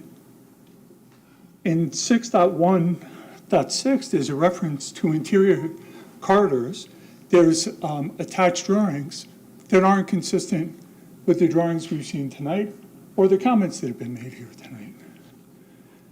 Section 25 talks about mutual amendments, seems to apply that any future changes could be made between the builders on the builder's request and the city. How does a covenant apply to that? How do we have some protection or some understanding that the things that have been agreed to in the development plan won't be changed if it isn't specified more specifically than the city and developer agreement? So we have other examples, but if I was an engineering manager and I was being asked to sign this agreement, I would say no. I would send it back for review. And again, the differences are probably understandable. They're probably very natural. They can probably be easily rectified. But as standing, I don't think you have with you the basis of a legal agreement that you should proceed with. So thank you for your time. Thank you again for your diligence. Thank you again for the attention to detail.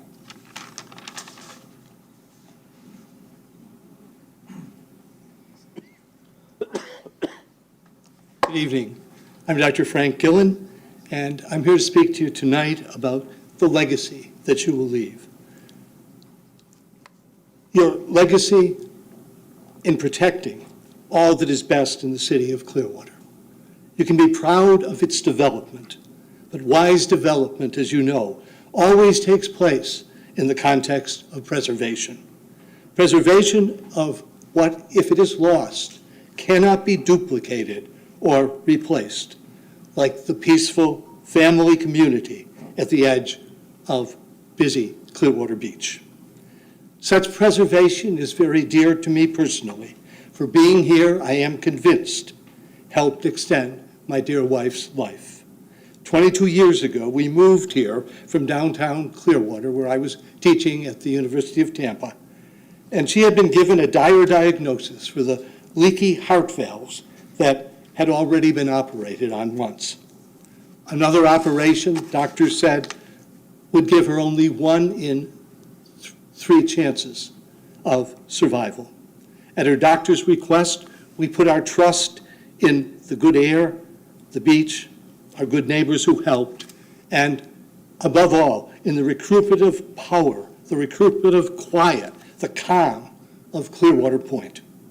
Marie was happy here. She was able to see her grandchildren be born and grow, and we had 10 more years together. We were able to celebrate our 45th anniversary. Now, there's scores of stories like this, like mine, and you may call them sentimental, but I say to you that they, not buildings, are the very core of our human existence. the very fabric of our human lives. The essential question then becomes, will a large hotel destroy this neighborhood? Assurances have been made in good faith, I believe, by a decent man. But you and I know that a large hotel will eventually erode this neighborhood.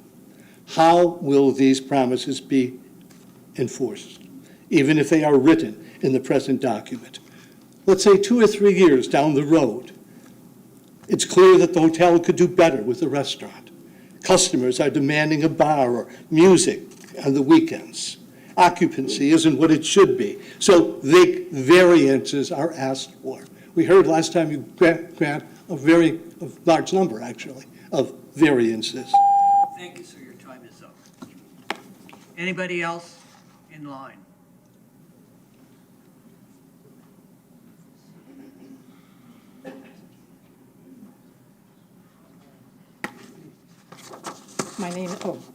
Good evening, Honorable Mayor and councilors. My name is Susan Watt, and I'm here to present just a few disturbing anomalies that I've noticed. Corridors being covered has been talked about tonight, but the Beach by Design guidelines clearly state that to receive reserved rooms, the property must have covered corridors. The initial design didn't. It was changed on or before January 17th, and at that time, the planning department had no idea that it was there. They had not even been submitted. All of a sudden, there's covered corridors with some yellow magic marker. The city has already granted Decade Properties an astounding 168 rooms. But the drawings he submitted didn't show walkways. This drawing still doesn't. This drawing still doesn't. I don't know why, but the Department of Planning didn't get the results before they were presented here. At the January 17th meeting, Mr. Onks maintained that the Chart House had been a hotel since 1971. Wrong. He also said the pool had been there since 1971. Wrong. It was built in the 90s, at which time Decade Properties received several variances to do so.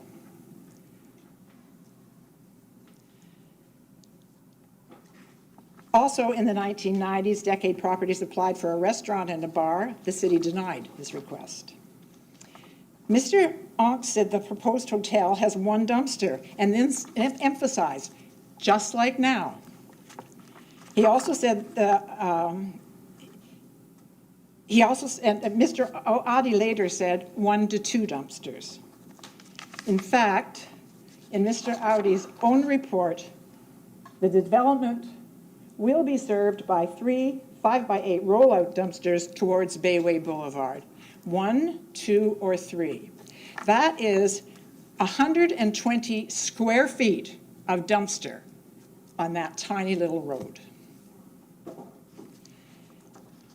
And Mr. Delk, I'm sorry, the Hyatt has a beautiful, large lobby. Anyway, I don't know whether it's incompetence or duplicity, but it doesn't really matter. The point is they attempted to slip under the radar non-compliance. Oh, shoot. Oh.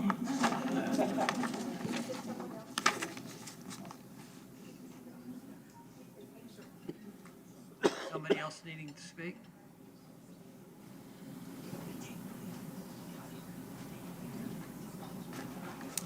Honorable Mayor, Council members, my name is Ilana Wexler. I reside in Clearwater Point.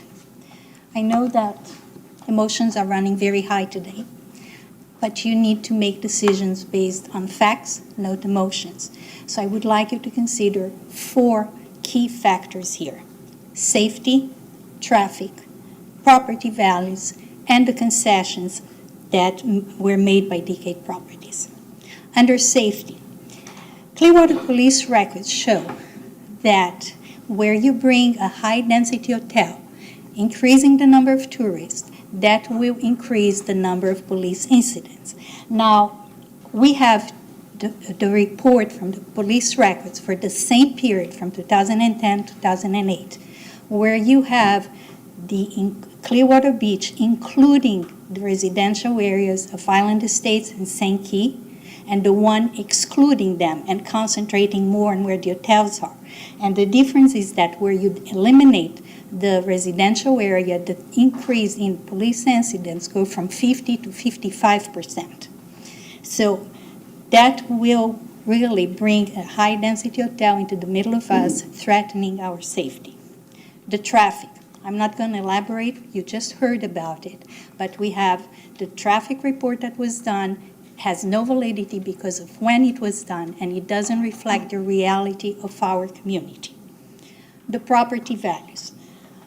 We did a chart and we compiled a list of all the condos that were built in the high rises during the last 5 years. Now we've divided them up to the 4th floor where there's no view and above. And we also segregated them by the one that were remodeled and non-remodeled so as to compare apples to apples. Well, the difference in either they were remodeled or not between the lower condos and the high condos is $33,000, the average value. Now, I know that we cannot talk about view and you cannot guarantee a view, but you're supposed to protect the value of our property. And a high hotel there will bring the prices down. The concessions made by Decade Properties, we heard a lot about them. And every time we bring an item, they say, oh, we'll cover that, we covered that.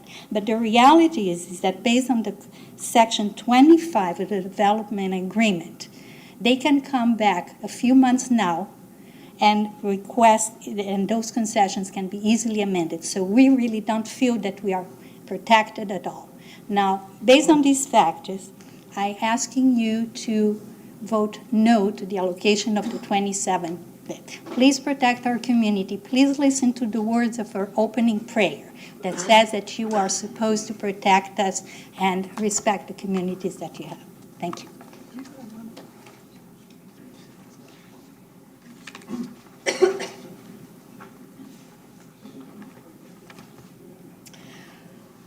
Good evening. My name is Kathleen Beckman, and I live in Sand Key, Clearwater. I am here to support the 465 families of Clearwater Point and ask you to vote no to the allocation of 27 units to Decade Properties, opposing development of a 60-unit hotel on Bayway Boulevard. I believe the residents and taxpayers of this large neighborhood community are being more than reasonable in agreeing that the developer has a right to build on this property. Perhaps a smaller condominium building, but not a hotel. A hotel in the middle of this quiet neighborhood that is comprised primarily of senior citizens would significantly disrupt their way of life. Living next to a hotel means increased comings and goings at all hours of the day and night. It means increased traffic and congestion. It means more litter and more noise.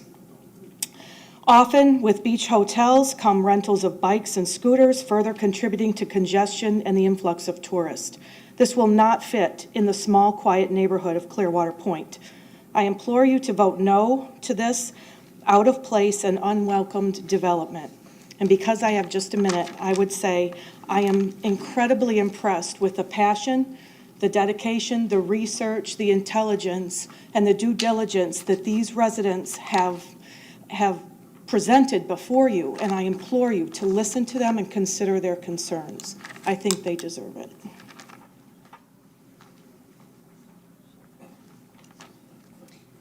My name is Janine Shaw, broker associate for Coldwell Banker, Clearwater Beach. I've been a local real estate agent, broker associate, on Clearwater Beach since 2011. Thank you, Mayor, City Council members, for your time. I know this is a daunting task, and I thank you for your consideration in this matter. Larry Bigelow has already spoken on the 2-501 high-density residential district, and that it is in place to preserve the integrity and value of our existing stable neighborhoods. Buyers are drawn to Clearwater Point because of quiet enjoyment. okay? Public engagement here is important and a key to our success here. Planned development should provide benefits to neighbors, jobs, restaurants, amenities, public outdoor spaces to offset possible negatives. What does this hotel have to offer us? Our small, high-density residential community is not in need of gentrification or revitalization, as Mr. Unk suggested, nor are there any opportunities for this proposed development to preserve the integrity and value of our existing, stable, residential neighborhood. As real estate brokers, our sellers must complete a seller's property disclosure. Page 3, paragraph 10 reads as follows. Are there any existing conditions or proposed changes in the immediate neighborhood that could materially affect the value or desirability of the unit, such as noise or other nuances? The domino effect, folks, has begun. In January, I received 4 offers on properties in Clearwater Point. Upon delivery of the seller's disclosures to the buyers, along with the 89-page development proposal from the City of Clearwater, all 4 offers failed to execute into contracts. January 2017, we had 4 properties under contract. January 2019, we had 0. We currently have only 1 pending sale and have had only 1 closed sale for January 2019, which was a carryover from December 2018. And this is our high season. As the #1 listing and selling agent for Clearwater Point, I currently have no closing schedule. We are at a standstill. A 90-foot hotel, commercial hotel, is simply not part of our neighborhood fabric. One study published by John Rebchuk, November 13, 2011, reported that values of high-density neighborhoods that are primarily residential dwellings will see preservation, stability, and increased values with the development of like residential properties. The common threads running through our opposition of the decade property development is that a huge hotel, high-density building can crowd out residential real estate options. This will increase congestion and lower our nearby property values. To preserve and protect our property values, please vote no on granting the 27 rooms from the reserve for decade properties. Thank you. Ma'am, your time is up. Under our rules, there is to be 30 minutes allowed on an item. We have exceeded that time limit. I see there's 3 more people to speak? Okay, so we will allow those 3 people to speak and then cut off public comment. Good evening, Mr. Mayor, Council. My name is Mundar Antoon. I spoke at the last gathering. I have one simple thing to reflect to you, which is as objectively but personally and honestly as you can within yourselves and individually, the question would be, would you, if this was your neighborhood, if this was really where you lived, would you approve of such an undertaking or not? Thank you very much.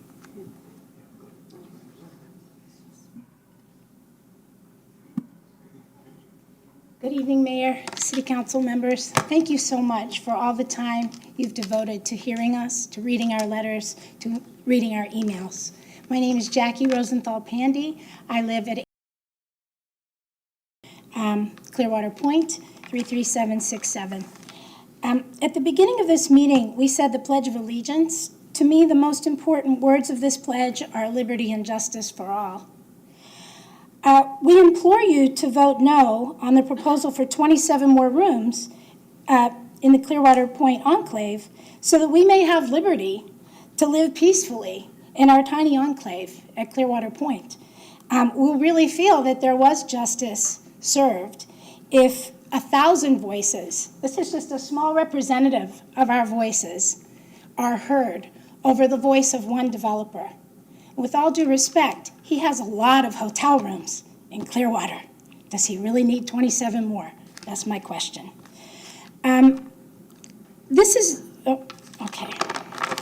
It's very emotional for all of us, so we appreciate your patience with us.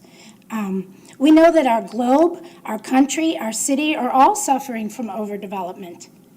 If we're being honest, we all know that. When you drive over the Sankey Bridge, it's a sea of hotels now. I first came here 30 years ago. When you saw more green spaces, you saw more of the water view and trees, vegetation. Now, we have palm trees that are trying to hide the hotels, that are trying to make up for the lack of green spaces. We all know this in our hearts. It should inform our business decisions. It should inform how we conduct ourselves and how we preserve nature and our green areas. I'm a big fan of Sankey Park. I'm a big fan of all the beautiful nature we can enjoy in Clearwater. Let's preserve that. I mean, when is enough enough with development and hotels and high-rises? I guess I'll just close by saying I really hope that the voices of 1,000 people are heard over the voice of one developer. Thank you for your time.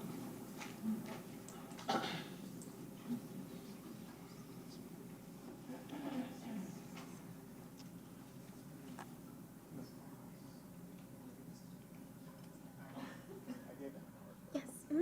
I'm sorry. So he has, Mr. Ali has 6 minutes. Will Chris Stevenson, Mike Worrell, and Vicky Worrell? Thank you.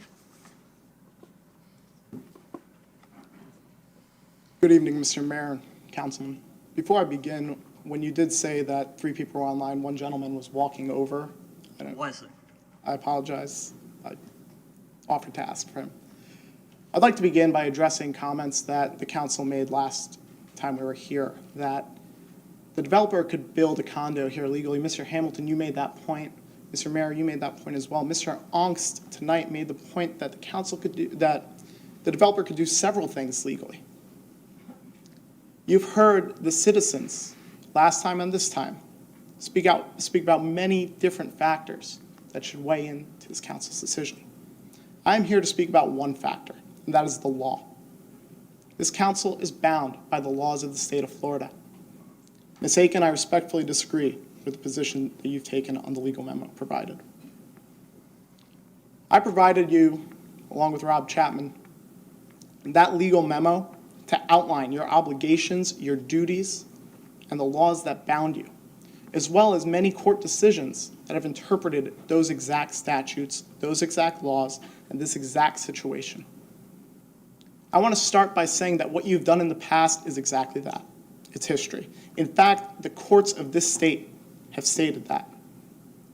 Village of Wellington versus Palm Beach Polo, Inc.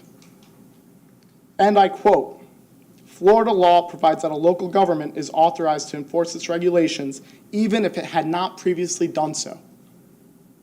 No matter what you did in the past in connection with the comprehensive plan, should not have a bearing on your decision today.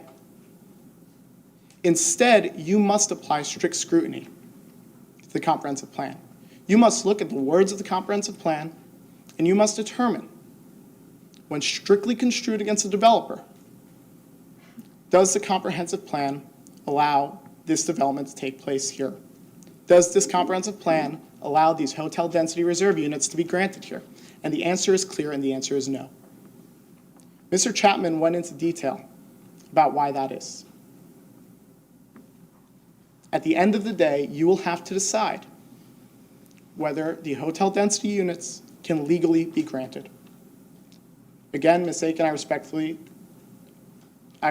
the decision, your decision and the decision of the other members of the town staff, but I respectfully disagree. And at the end of the day, a court will be the final arbiter of what is legal. I want to be very clear that if you grant this application today, a court down the street, sitting de novo with no deference to you, will review it. So the decision becomes whether you ask the developer to develop something legally, which he can, which no one here is saying he cannot, a condominium, a restaurant, a hotel with 27 units. No one is objecting to those here. But we ask you not to go outside of the law, not to contravene your own comprehensive plan, not to make the same mistakes you may have made in the past. We ask you not to do those things here because we ask you to remain within the gambit of the laws of the state of Florida. I want to briefly bring to this council's attention one case with very similar facts from the 4th DCA. In Pinecrest Lakes v. Schittle, the court stated, and I quote, Section 163 requires that all development conform to the approved comprehensive plan and that development orders be consistent with that plan. The statute is framed as a rule, a command to cities and counties that they must comply with their own comprehensive plan after they have been approved by the state. The statute does not say that local governments shall have some discretion as to whether a proposed development should be consistent with the comprehensive plan. Consistency with the comprehensive plan is not a discretionary matter. The comprehensive plan must be strictly construed against the developer. Here, the 4th DCA did exactly that. And they concluded, the statute says that an affected or aggrieved party may bring an action to enjoin an inconsistent development allowed by the county under its comprehensive plan. The statutory rule is that if you build it, and in court it later proves inconsistent, it will have to come down. The court's injunction enforces the statutory scheme as written. The county has been ordered to comply with its own comprehensive plan and restrained from allowing inconsistent development. The developer has been found to have built an inconsistent land use and has been ordered to remove it. The rule of law has prevailed. Again, your decision here is whether to allow something legal to go up or whether to grant these units in contravention of the comprehensive plan. If you do, de novo review will be had by a court right down the road. The rule of law will prevail in a court right down the road. And whatever is built on that land will come down. Today, members of the council, Mr. Mayor, the choice is clear. Deny these additional hotel units and order the developer to continue with something that is both consistent with the comprehensive plan and legal under the laws of the great state of Florida. Thank you. Council, we have exceeded our 30-minute time limit on this discussion. Our former colleague, Mr. Johnson, is in line. He was not in line when we limited, when we said that we had the 3 speakers left. So before we allow him to speak, I would need to have a motion to allow him to do so if he still desires to speak. I so move. Is there a second? Motion has been made and seconded to allow Mr. Johnson 3 minutes to speak. All in favor say aye. Anybody from the public to speak to that? Any comments, council? Mr. Johnson.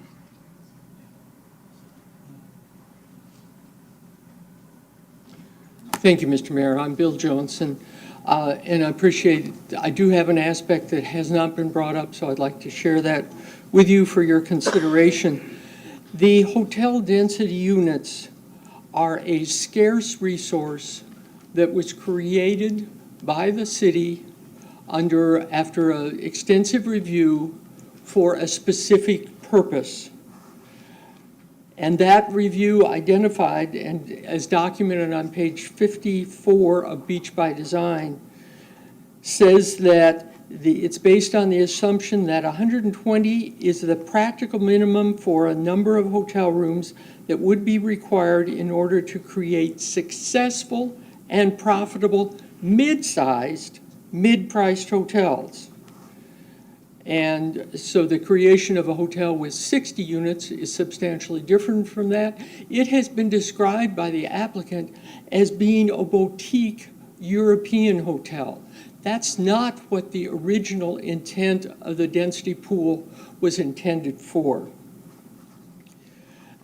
I would point out, as Councilmember Hamilton pointed out at one of these hearings years ago, that the award of a density unit is a very valuable incentive for a hotel to be built, and they get value out of that in continuity for continuously as they get more revenue from the unit. This is awarding more value to a hotel developer for a boutique hotel that wasn't the intent of this density pool. Thank you very much. With that, we have closed public comment. and the applicant. Well, are there any questions, council, that y'all might have right now, or we'll hear from the applicant? And he would have 5 minutes to speak. Thank you, Mr. Mayor. Brian Ungst, again, on behalf of the applicant. I appreciate your attention to this matter. I want to reiterate that we did read every single email and every single letter you received.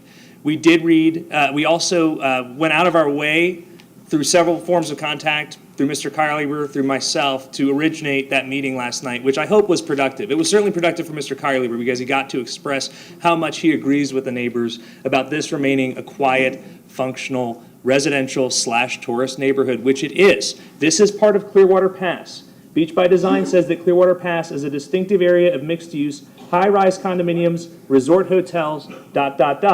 Beach by Design contemplates that Clearwater Pass District will be an area of strategic revitalization and renovation in response to improving conditions on the balance of Clearwater Beach. I want to address that in terms of the legal argument that you heard. The comprehensive plan, this is the big controversy. The use of the density pool. Plain meaning, plain usage of the word. Pool, pool, reserve. Pool is a pool, reserve is a reserve. Before the reserve was created, there only was the pool. The reserve was specifically created because it is not the pool. And that's how it's always been applied. This is the limitation in the density pool, destination resort pool in Beach by Design. This is the limitation. This is where their legal argument says that all density reserve units have to go. That's where they think all of these units have to go. That's the destination resort geographic limitation. This is that on a map compared to where the 19 approvals have been made. Of the 19 approvals made of the density reserve, only 2 have been approved in the area limited by the density pool. 7 have been approved in Clearwater Pass District, which is where Clearwater Point is, including the JW Marriott and the Marquesas, which are right next to Clearwater Point.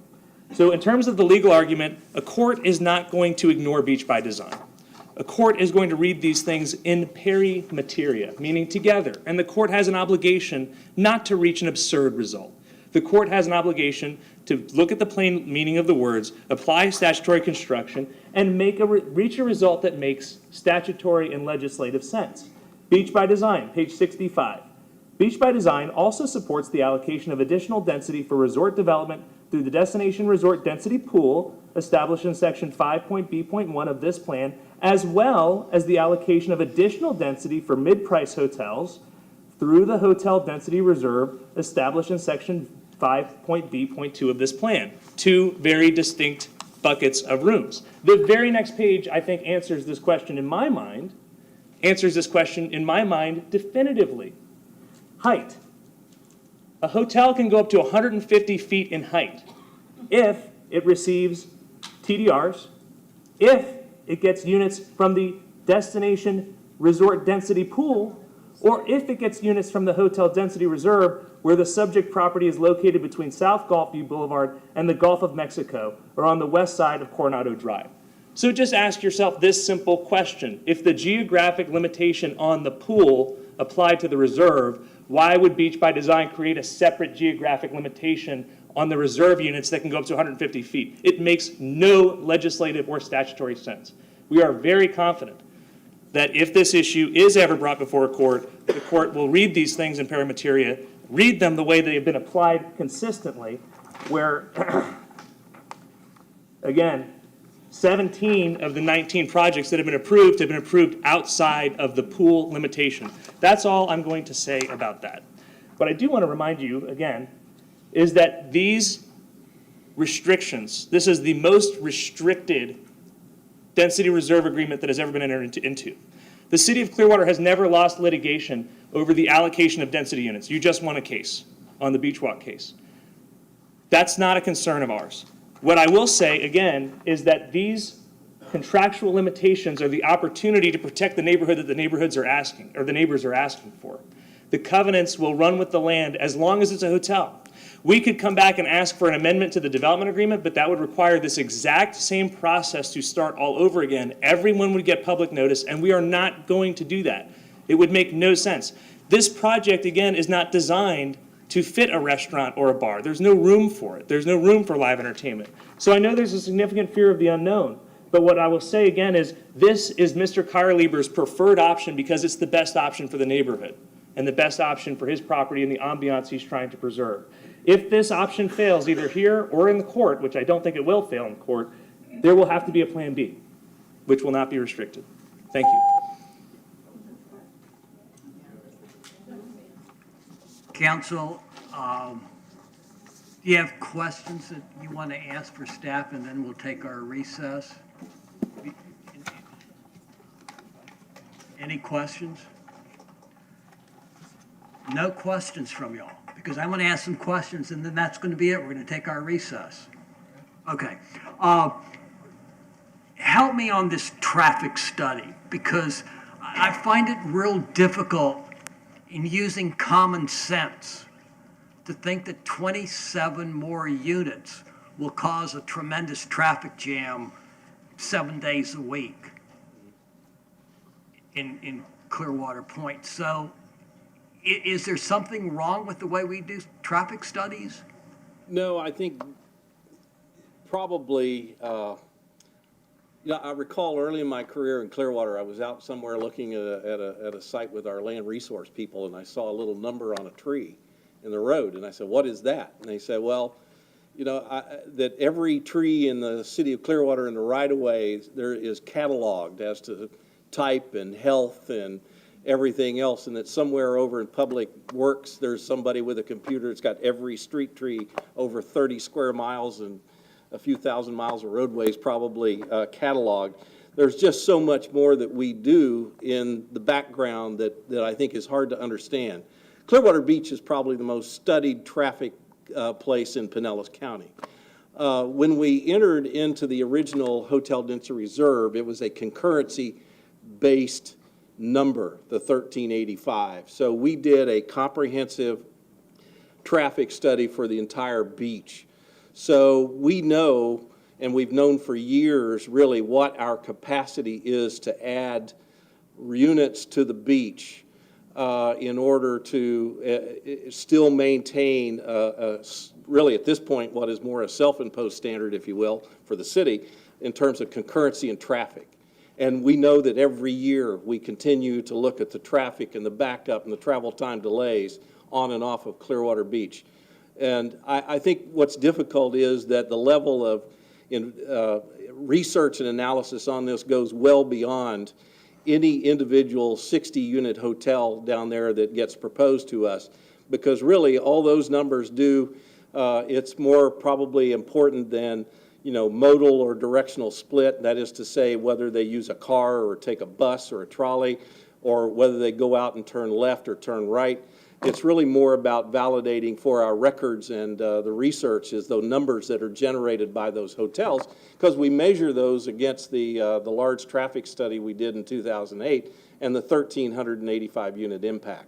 So I think, that's, it's probably more difficult to understand than it is to, it may not make a lot of sense as to why we approach that, but this is really a validation continually of the numbers that we've researched started when we created the reserve.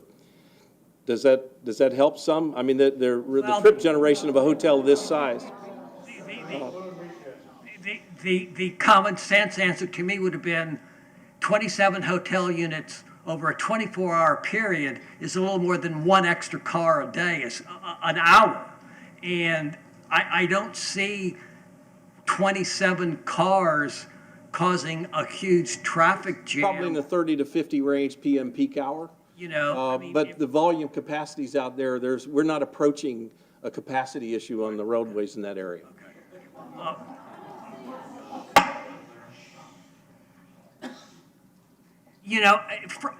Let me compliment y'all, because y'all have been very organized, very disciplined, and that is most appreciated. We're trying to ask some questions and get some clarifications. You may not like our questions or the way we're asking them, but we're asking the questions now. It's our turn. So please, just be patient with us. Ms. Aiken, there was obviously there's a disagreement, Yes, sir. and we're not going to discuss that disagreements here.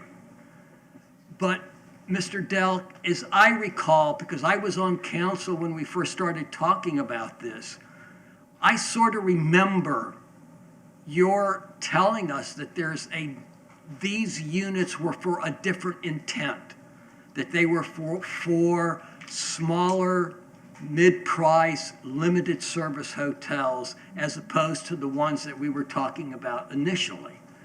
And from my previous experience, sometimes legislative intent carries a lot of weight. Would not that be our legislative intent when you were having that discussion with the council when they agreed to this additional reserve for limited service properties?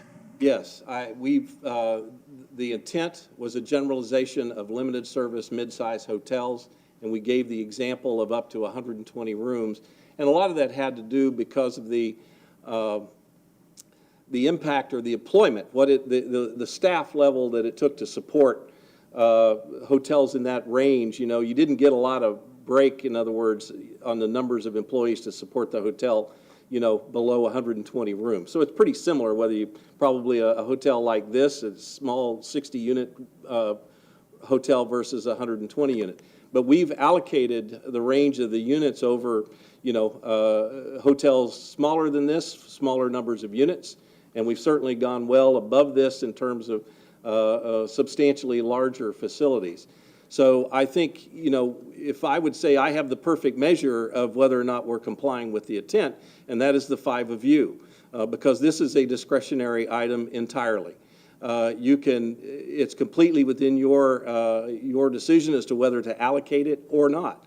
So what we bring you from a staff standpoint is what we think fulfills the objectives of the hotel density reserve, but ultimately you will decide intent and whether it's consistent with that when you make a decision as to whether or not you grant the units.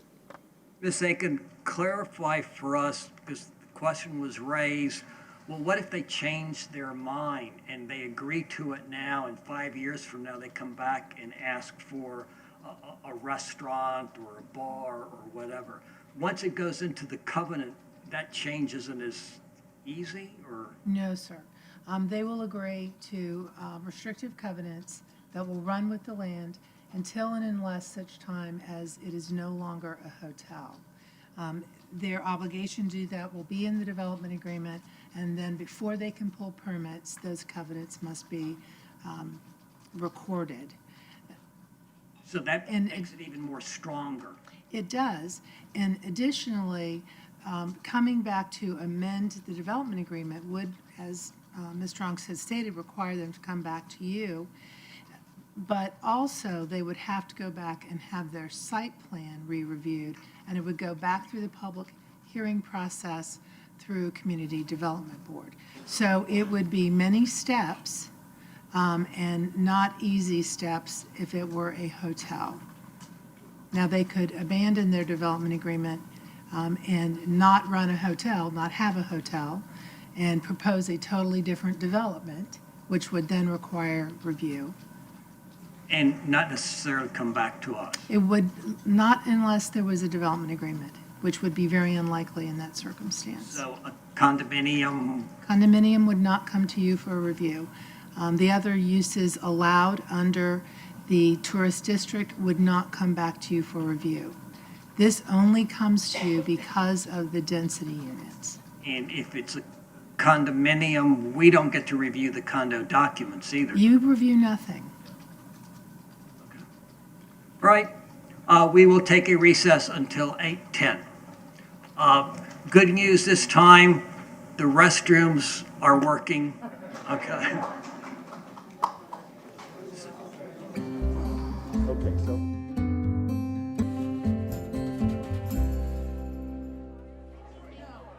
We have to get started.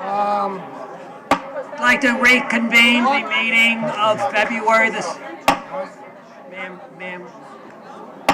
We're reconvening our meeting of February the 7th, agenda item 8.1.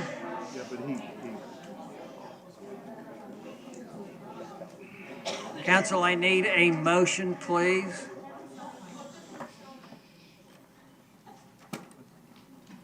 I will make a motion to approve agenda item 8.1 at this point. Is there a second? Second. Motion has been made and seconded to approve agenda item 8.1. Comments, council? Mr. Hamilton. This has been a very, interesting and difficult issue. I agree with everyone here, the traffic study doesn't do you any good to study traffic on a Monday through Friday in September. It also doesn't do you any good to do a traffic study in high season or especially a high season weekend, because I think everybody in this room can agree the traffic a 60-room hotel is going to add to a spring Saturday is absolutely unnoticeable. It's just because we're already so busy with traffic. So I agree, I don't put a lot of, I didn't even really pay that much attention to the traffic study. I appreciate people saying, it's going to hurt our property values. That's a unproven, as of today, unsubstantiated prediction. Look at all the development that's happened. Everybody was saying we're going to overdevelop the beach and all our property values are going to go down. Property values are at an all-time high right now. So, it has not had that effect. I appreciate the attorneys for, representing Clearwater Point. However, Ms. Aiken is, she's not 6 months out of law school. She gives us our advice, and she says that our Beach by Design was, which I was here when we did Beach by Design, was absolutely thoroughly vetted. Our application of Beach by Design and our, in conjunction with our city ordinances has always been where it's supposed to be according to her. And as you heard, there was a lawsuit recently filed, or not even that recently now, but just got its final resolution, and the city's position prevailed. So it is, I understand how difficult it is, but I still go back to the property owner has rights to develop his property. It is zoned tourist. Like it, hate it, or for whatever it is what it is. And he owns that property. He has the right to develop it within parameters that the city has established. Everything he's asking for, including the additional units, is within those parameters. I just, it's been said, and I know it's come out lately, because we made the point previously, in the last 25 years, he's been operating the chart house, and it's operated very much in sync with the neighborhood. There's been little to no conflict. And now, as soon as that statement is made, I'm hearing, oh, that's not true. Well, the number of conflicts has got to be very small, because there's not a lot of police records of issues. There's none of that. And yet we're supposed to believe that increasing the number of units, and it's still the same operator, he understands the neighborhood, he's been in it for 25 years, but we're supposed to believe now that the additional units are all of a sudden going to create an epidemic of negative issues for the neighborhood. I'm not able to personally draw that conclusion. I know you're not going to be happy with my vote, but I'm comfortable in my position, and I really believe that over time, once this is constructed and in operation, many people on Clearwater Point are going to find it to be such a nice property that your family and friends are going to want to stay there, given the close proximity to your units, to your residence, as well as just the quality of the property. So you can shake your head no, and you can disagree with me, but I'm willing to wait, and I promise, I'm not the kind to do it, but, 3 years from now, when it's all done and up and operating, I'm not going to sit here and say, I told you so, but in my mind, I hope I'm able to tell myself, if I wanted to, I could tell those people, I told you so. So. Mr. Kondo. In Beach by Design, one of the key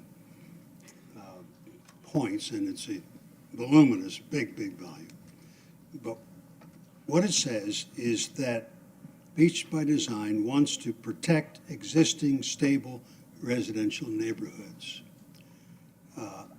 I can't get my head around how a 60-room hotel is going to protect Clearwater Point. If everything were found to be legal, and I think there are zoning questions and others that will have to be answered, but if everything were found to be legal, I don't believe that a hotel of this size would be right. It may be legal, but it may not be right to build there. I agree with some of you who said that the best fit maybe would be another condo built on that site, which is next to all the other condos and like the other condos in Clearwater Point. Again, excuse me 1 second. Let me ask that if you have a cell phone or other device, to silence it, please. So I'm going to stand with the overwhelming majority of the residents of that area and vote against adding the 27 extra units. Mr. Publix. Yeah. Mayor, I took the time and went down and met with some of the folks about 3 or 4 weeks ago and drove the entire neighborhood and then walked the entire neighborhood, well, quite a bit of it, and listened to a lot of the concerns and comments and weighed in everything, read every single letter.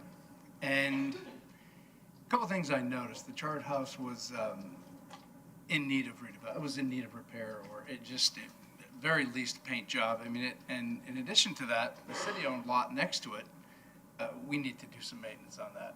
It needs to be cut. It needs to be, there's mounds of dirt almost touching the street. But the question was asked earlier of me, if I lived out there, and I'm a neighborhoods guy, that's where I came from, would I want that structure there?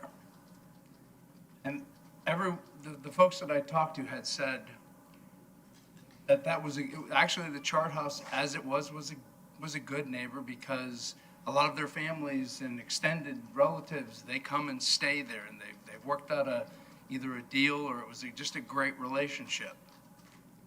So the answer to that question would be yes. I would want that there, as opposed to anything higher, anything that didn't have the current restrictions there, because I would want that same relationship with that hotel owner to bring my family and friends and everybody else to come there. So what I would fear would be the plan B, that the alternative that Mr. Onks had talked about, because then I couldn't control what would be there. So for me, I think it is an enhancement. I think it is an opportunity for all of you to have your own, so to speak, private little hotel, that you'll be able to have the same arrangement with Mr. Kyrlieber as you go forward. The security issues, the traffic issues, I mean, it's not out of character with the other condos that are right across the street. So yes, it's a hotel, but it's not massing, it doesn't take up any bigger footprint. So the answer to me would be, yes, I would want them as a neighbor, because first of all, if I was a family party, I think the people that are going to rent those hotel rooms when there's no amenities there are going to be just like you. They want that quiet, secluded hotel where they don't have the hustle and bustle 5 blocks away. They're not going to contribute to the parking problem because all of their parking is self-contained in their unit. The one question I did have that was brought up, I thought a very good valid point, were the rental, goofy cars, all that other stuff. Where will they park if there's only allowed parking for guests of that hotel? How do we control that? Because that's an element that I don't think is appropriate for that neighborhood. So I'm going to support the development agreement in lieu of their Plan B. Mr. Albrecht. You know, from a first meeting that I had with the representatives, I thought they were very, very, very nice, cordial. They stated their points succinctly, and my suggestion at that meeting was that I hoped that they would contact the hotel owner and talk to him, because he's a longtime owner of that hotel in the community. He realizes the needs of Clearwater Point. And I found out that they were advised not to talk to him, and I was disappointed. However, I stated that Monday, and since then, I guess somebody listened and they got together. All of the concerns, or most all the concerns that I've read in every letter have been addressed. And this owner knows this neighborhood. He has, you know, it's been brought up by the attorneys here, their argument that is we're doing something illegal, which we aren't doing anything illegal. I got to admit, I disagree with their argument. I mean, look at Clearwater Beach and how it's developed. I mean, that didn't just develop illegally. And I have confidence in our city attorney. So I don't want to be, I feel like, you know, I've been put under the microscope here doing something illegal. We're not doing something illegal. This owner has the right to do this on his property. And because he's giving the concessions forever, it shows that he's real serious about fitting in the neighborhood. They won't be able to be addressed unless he decides not to make it a hotel. So his hotel needs to be revitalized. I've seen it. To me, it's like a non-conforming use. The insurance rates must be terrible because it was built in the, I don't know, back in the 70s, and everything now has to be built up above sea level 16 feet. So he needs to bring it into compliance. And I think he has the right to do that. And so I'm going to vote to give him the 27 units. First off, let me again thank y'all for the way that you've conducted yourselves during this meeting. You probably can go out into the community and give lessons on how you ought to approach a city council with your arguments, because you have not been repetitive. You have raised valid concerns that we have in fact considered. So we appreciate, all of us appreciate the way you have conducted yourselves. And if you've counted, you already know that you've got 3. Let me also thank Mr. Kyle, because he has gone much further in trying to work with you and with us to address some of the concerns. Your attorneys threatened us when they said, if you don't vote our way, we're going to take you to court and you're going to lose. My question to your attorneys would be, if you take us to court and we win, will you accept the decision of the court? Or will you file another appeal and drag this on and drag this on? This has been a very difficult decision for us. You are a residential neighborhood. He is in a tourist district. You have said that let him build a condo. We'll address that later. But what you don't understand is that we can't control that. This is what we can control. And it appears that we have answered the major concerns that you've had. We're never going to make 100% of you happy. We're not going to make 100% of us happy.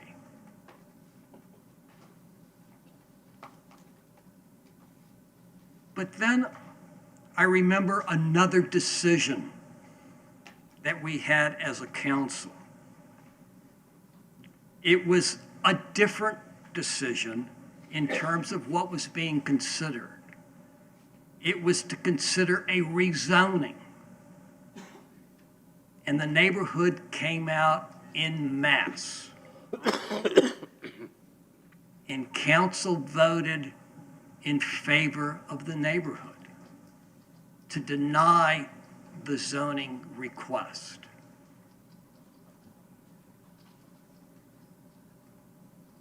The city was taken to court, and the city was lost that decision. And yet that property today is the same as it was 10 years ago. No new development has taken place there. Our staff knows I haven't had sleepless nights because I sleep very well at night. But staff knows that I have been agonizing over this. We all have been agonizing over this because you may not believe this, but we do care about our neighborhoods. And we do care for what is right for the residents. But we also have some leeway here and there and more importantly, to do what we feel is right for the city of Clearwater. So 3 of my colleagues have said yes, 1 has said no, and I still don't know what is the right decision to make. Because like Mr. Hamilton said, chances are you're going to like what's going to be built there, even though you may not want to admit it now.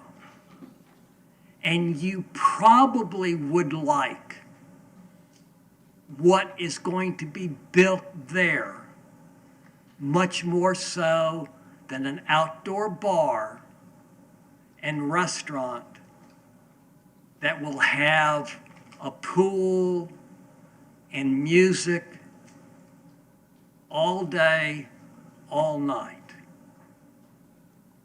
You probably would like what is being suggested there more than a hotel or a condominium, I should say, that has short-term rentals and comes in and out, and we have no control over that. And I'm stalling because I also then come back to, but 10 years have passed and nothing has been done on this other property. Motion has been made and seconded to approve agenda item. Ms. Aiken? I'd like to get a little bit of clarification to make sure there is one change to the development agreement beyond what you have in front of you, and that is to correct one of the numbers. On 6 6.1.14.4. Currently, the correct numbers for the sections that will contain the deed restrictions are 6.1.14.1 through 6.1.14.3. So it was, the agreement in your packet has the wrong numbers in that section, and this corrects those numbers. So we need a motion to, To correct the numbers in the development agreement. can I have a motion to amend? So moved. Second. Motion has been made and seconded to amend the agreement to coincide numerically. Anybody from the public to speak to that motion? Thank you. Any other comments, council? All in favor, say aye. Aye. Opposed? No. No? Okay, it's 4-1. Okay. And that was on the motion to amend. Okay. So now the question is to approve agenda item 8.1 as amended. All in favor, say aye. Aye. Opposed, no. No. No. Motion carries 3-2. I have a resolution, Mayor. Yes, resolution 19, Resolution number 19-03, a resolution of the City of Clearwater, Florida, approving a development agreement between the City of Clearwater and Decade Properties, Inc., providing an effective date. I move that we adopt Resolution 19-03. Second. motion has been made and seconded to adopt resolution 19-03. Anybody from the public to speak to that motion? Comments, council? All in favor, say aye. Aye. Opposed, no. No. Motion fails 3-2 with Mr. Cundiff. Passes 3-2. Motion passes with Mr. Cundiff and Critic as in opposition. Okay. Agenda item 9.1 is called. No, 9 point. They changed the Second number. reading. You want me to start first? No, I got it. It's 9.1. Ordinance number 9210-19, an ordinance of the City of Clearwater, Florida, vacating portion of a certain 5-foot gas line easement as described in official records, book 6366, page 1043, official records of Pinellas County, Florida, lying in the northwest 1/4 of section 22, township 29, range 15 east, Pinellas County, Florida, providing an effective date. Motion to adopt ordinance 9210-19 on third reading. Second. Motion's been made and seconded to adopt ordinance 9210-19 on third reading. Anybody from the public to speak to this motion? Comments, council? All in favor say aye. Aye. Opposed, no. Motion carries unanimously. Agenda item 9.2. Ms. Aiken. Ordinance number 9211-19, an ordinance of the City of Clearwater, Florida, annexing certain real properties located generally north of Drew Street, south of State Road 590, and within 1/4 mile west of North McMillan Booth Road, whose post office addresses are 3040 and 3076 Hoyt Avenue, all in Clearwater, Florida 33759, into the corporate limits of the city and redefining the boundary lines of the city to include said addition, providing an effective date. Motion to adopt ordinance 9211-19 on second reading. Second. Motion's been made and seconded to adopt ordinance 9211-19 on second reading. Anybody from the public to speak to this motion? Comments, council? All in favor say aye. Aye. Opposed, no. Motion carries unanimously. Agenda item 9.3. Ms. Call. Ordinance number 9212-19, an ordinance of the City of Clearwater, Florida, amending the future land use elements of the comprehensive plan of the city to designate the land use for certain real properties located generally north of Drew Street, south of State Road 590, and within 1/4 mile west of North McMullen Booth Road. This post office addresses are 3040 and 3076 Hoyt Avenue, all in Clearwater, Florida 33759, upon annexation to the City of Clearwater's residential low RL, providing an effective date. Move to adopt ordinance 9212-19 on second reading. Second. Motion's been made and seconded to adopt ordinance 9212-19 on second reading. Anybody from the public to speak to this motion? Comments, council? All in favor say aye. Aye. Opposed, no. Motion carries unanimously. Agenda item 9.4, Ms. Aiken. Ordinance number 9213-19. An ordinance of the City of Clearwater, Florida, amending the zoning atlas of the city by zoning certain real properties located generally north of Drew Street, south of State Road 590, and within 1/4 mile west of North McMullen Booth Road, whose post office addresses are 3040 and 3076 Hoyt Avenue, all in Clearwater, Florida 33759, upon annexation into the City of Clearwater as low-medium density residential, LMDR, providing an effective date.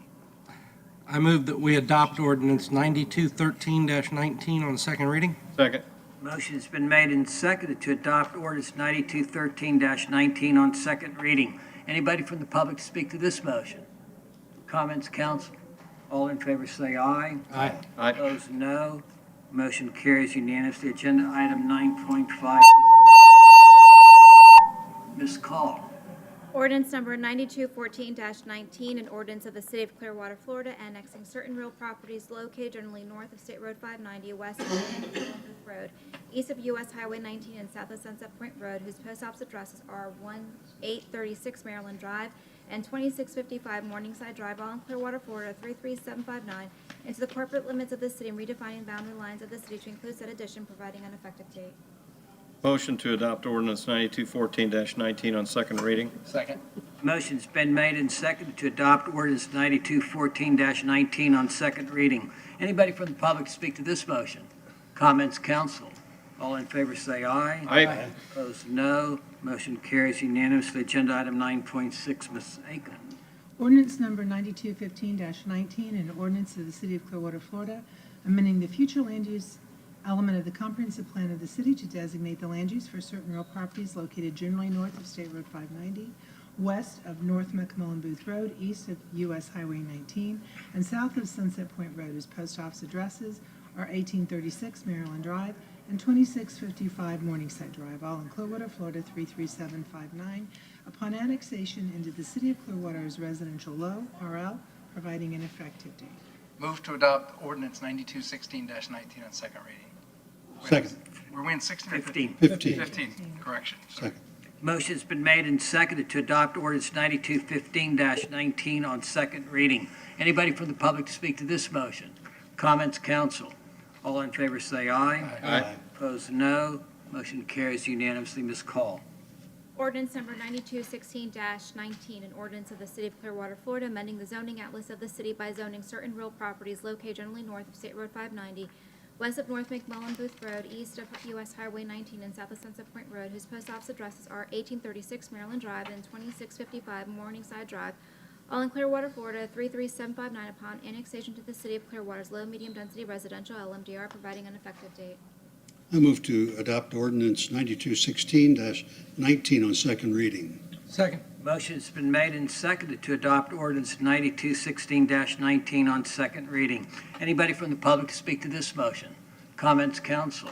All in favor say aye. Aye. Opposed, no. Motion carries unanimously. Agenda item 9.8, Ms. Aiken. Ordinance number 9218-19, an ordinance of the City of Clearwater, Florida, annexing certain real property located on the west side of Daniel Street, approximately 210 feet southwest of Charles Avenue. His post office address is 2720 Daniel Street, Clearwater, Florida 33761, into the corporate limits of the city and redefining the boundary lines of the city to include said addition, providing an effective date. I move that we adopt ordinance 9218-19 on second reading. Second. Motion's been made and seconded to adopt ordinance 9218-19 on second reading. Anybody from the public to speak to this motion? Comments, council? All in favor say aye. Aye. Opposed, no. Motion carries unanimously. Agenda item 9.9, Ms. Call. Ordinance number 9219-19, an ordinance of the City of Clearwater, Florida, amending the future land use element of the comprehensive plan of the city to designate the land use for certain property located on the west side of Daniel Street, approximately 210 feet southwest of Charles Avenue, whose post office address is 2720 Daniel Street, Clearwater, Florida 33761, upon annexation to the City of Clearwater residential urban RU, providing an effective date. Make a motion to adopt ordinance 9219-19 on second reading. Second. Motion's been made and seconded to adopt ordinance 9219-19 on second reading. Anybody from the public speak to this motion? Comments, council? All in favor say aye. Aye. Opposed, no. Motion carries unanimously. Agenda item 9.10. Ms. Aiken. Ordinance number 9220-19, an ordinance of the City of Clearwater, Florida, amending the zoning atlas of the city by zoning certain real property located on the west side of Daniel Street, approximately 210 feet southwest of Charles Avenue. This post office address is 2720 Daniel Street, Clearwater, Florida, 33761. Upon annexation into the City of Clearwater as low-medium density residential, LMDR, providing an effective date. Move to adopt ordinance 9220-19 on second reading. Second. Is it 19 or 20? 20. Okay. Motion's been made and seconded to adopt ordinance 9220-19 on second reading. Anybody from the public to speak to that motion? Comments, council? All in favor say aye. Aye. Opposed, no. Motion carries unanimously. What did I say? 19. Ms. Call. Ordinance number 9221-19, an ordinance of the City of Clearwater, Florida, annexing certain real properties located generally north of Drew Street, south of State Road 590, and within 1/4 mile west of North McMullen Booth Road, whose post office addresses are 808 Glen Oak Avenue East, 3048 Lake Vista Drive, and 3064 Hoyt Avenue, all in Clearwater, Florida, 33759, into the corporate limits of the city, and redefining boundary lines of the city to include said addition, providing an effective date. Move to adopt ordinance number 9221-19 on second reading. Second. Motion's been made and seconded to adopt ordinance 9221-19 on second reading. Anybody from the public speak to this motion? Comments, council? All in favor say aye. Aye. Opposed, no. Motion carries unanimously. Agenda item 9.12, Ms. Aiken. Ordinance number 9222-19, an ordinance of the City of Clearwater, Florida, amending the future land use element of the comprehensive plan of the city to designate the land use for certain real properties located generally north of Drew Street, south of State Road 590, and within 1/4 mile west of North McClellan Booth Road. Its post office addresses are 808 Glen Oak Avenue East, 3048 Lake Vista Drive, and 3064 Hoyt Avenue, all in Clearwater, Florida, 33759, upon annexation into the City of Clearwater as residential low RL, providing an effective date. I move that we adopt ordinance 9222-19 on second reading. Second. Motion's been made and seconded to adopt ordinance 9222-19 on second reading. Anybody from the public speak to this motion? Comments, council? All in favor say aye. Aye. Opposed, no. Motion carries unanimously. Agenda item 9.13, Ms. Call. Ordinance number 9223-19, an ordinance of the City of Clearwater, Florida, amending the zoning atlas of the city by zoning certain real properties located generally north of Drew Street, south of State Road 590, and within 1/4 mile west of North McMullen Booth Road, whose post office addresses are 808 Glen Oak Avenue East, 3048 Lake Vista Drive, and 3064 Hoyt Avenue, all in Clearwater, Florida, 33759, upon annexation to the City of Clearwater as low-medium density residential LMDR, providing an effective date. Make a motion to adopt ordinance 9223-19 on second reading. Second. Motion's been made and seconded to adopt ordinance 9223-19 on second reading. Anybody from the public to speak to this motion? Comments, council? All in favor say aye. Aye. Opposed, no. Motion carries unanimously. Agenda item 9.14, Ms. Aiken. Ordinance number 9226-19, an ordinance of the City of Clearwater, Florida, vacating a 3-foot wide utility easement as recorded in Official Records Book 4361, page 1985 of the Public Records of Pinellas County, Florida, and a portion of a 10-foot wide utility easement as recorded at Plat Book 39, page 67 of the Public Records of Pinellas County, Florida, lying in the southwest 1/4 of Section 6, Township 29 South, Range 16 East, Pinellas County, Florida, providing an effective date. See if I can get one right. Move to adopt ordinance 9226-19 on second reading. Second. Motion's been made and seconded to adopt ordinance 9226-19 on second reading. Anybody from the public speak to this motion? Comments, council? Good job, Mr. Poblace. All in favor say aye. Aye. Opposed, no. Motion carries unanimously. Agenda item 9.15, Ms. Call. Ordinance number 9227-19, an ordinance of the City of Clearwater, Florida, vacating a portion of platted drainage and/or utility easement lying in Lot 16, Block I, Northwood Estates, Tract F, as recorded in Plat Book 77, pages 46 through 47 of the Public Records of Pinellas County, Florida, lying in southeast one quarter of Section 29, Township 28 South, Range 16 East, Pinellas County, Florida, providing an effective date. Move to adopt ordinance number 922719 on second reading. Second. Motion's been made and seconded to adopt ordinance 9227-19 on second reading. Anybody from the public speak to this motion? Comments, council? All in favor say aye. Aye. Opposed, no. Motion carries unanimously. Agenda item 9.16, Ms. Aiken. Ordinance number 9228-19, an ordinance of the City of Clearwater, Florida, amending Section 7-102 of the Community Development Code to modify the notice and hearing procedures for nuisance code enforcement cases, readopting and reaffirming the portion of Ordinance 6526-00 that amended Section 7-103B of the Community Development Code and authorized the Code Enforcement Board or Special Master to impose fines greater than the limits previously allowed by law, amending Section 7-103E of the Community Development Code to permit the Municipal Code Enforcement Board to issue orders related to the nuisance code enforcement cases, amending Section 7-103H of the Community Development Code to provide for one or more special magistrates to exercise the powers as provided in this section in state law related to code enforcement and to provide for an appeals process to contest a citation, which includes the assessment of administrative charges and civil citation penalties, amending Section 8.102 of the Community Development Code to define the term irreparable or irreversible violation, creating Appendix A, Section 20, civil citation penalties, providing for severability, and providing an effective date. Can you read that again? No. I make a motion. Just kidding. I make a motion that we adopt ordinance 9228-19 on second reading. Second. Motion's been made and seconded to adopt ordinance 9228-19 on second reading. Anybody from the public to speak to this motion?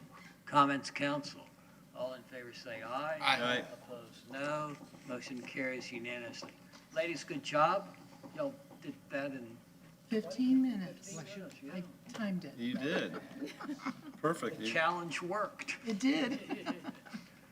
Mr. Horn, do you have any other business? for Yes, the Mayor, I council? have one item Mr. Maxwell will explain. We'd like to get on your calendar as a group.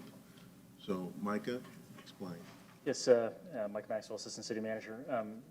As you all know, next week, our consultant, Web Management Services, is going to be in town to speak to the council and a number of stakeholders throughout the community about the market study and the financial feasibility of whatever venue we decide to place into the park. Those interviews are going to occur on Monday, Tuesday, and Wednesday.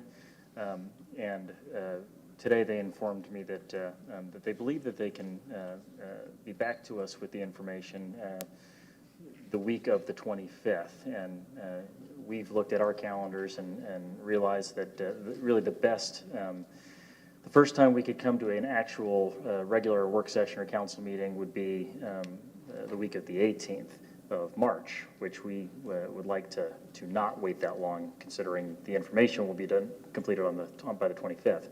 What we would like to do is schedule a special workshop with the council.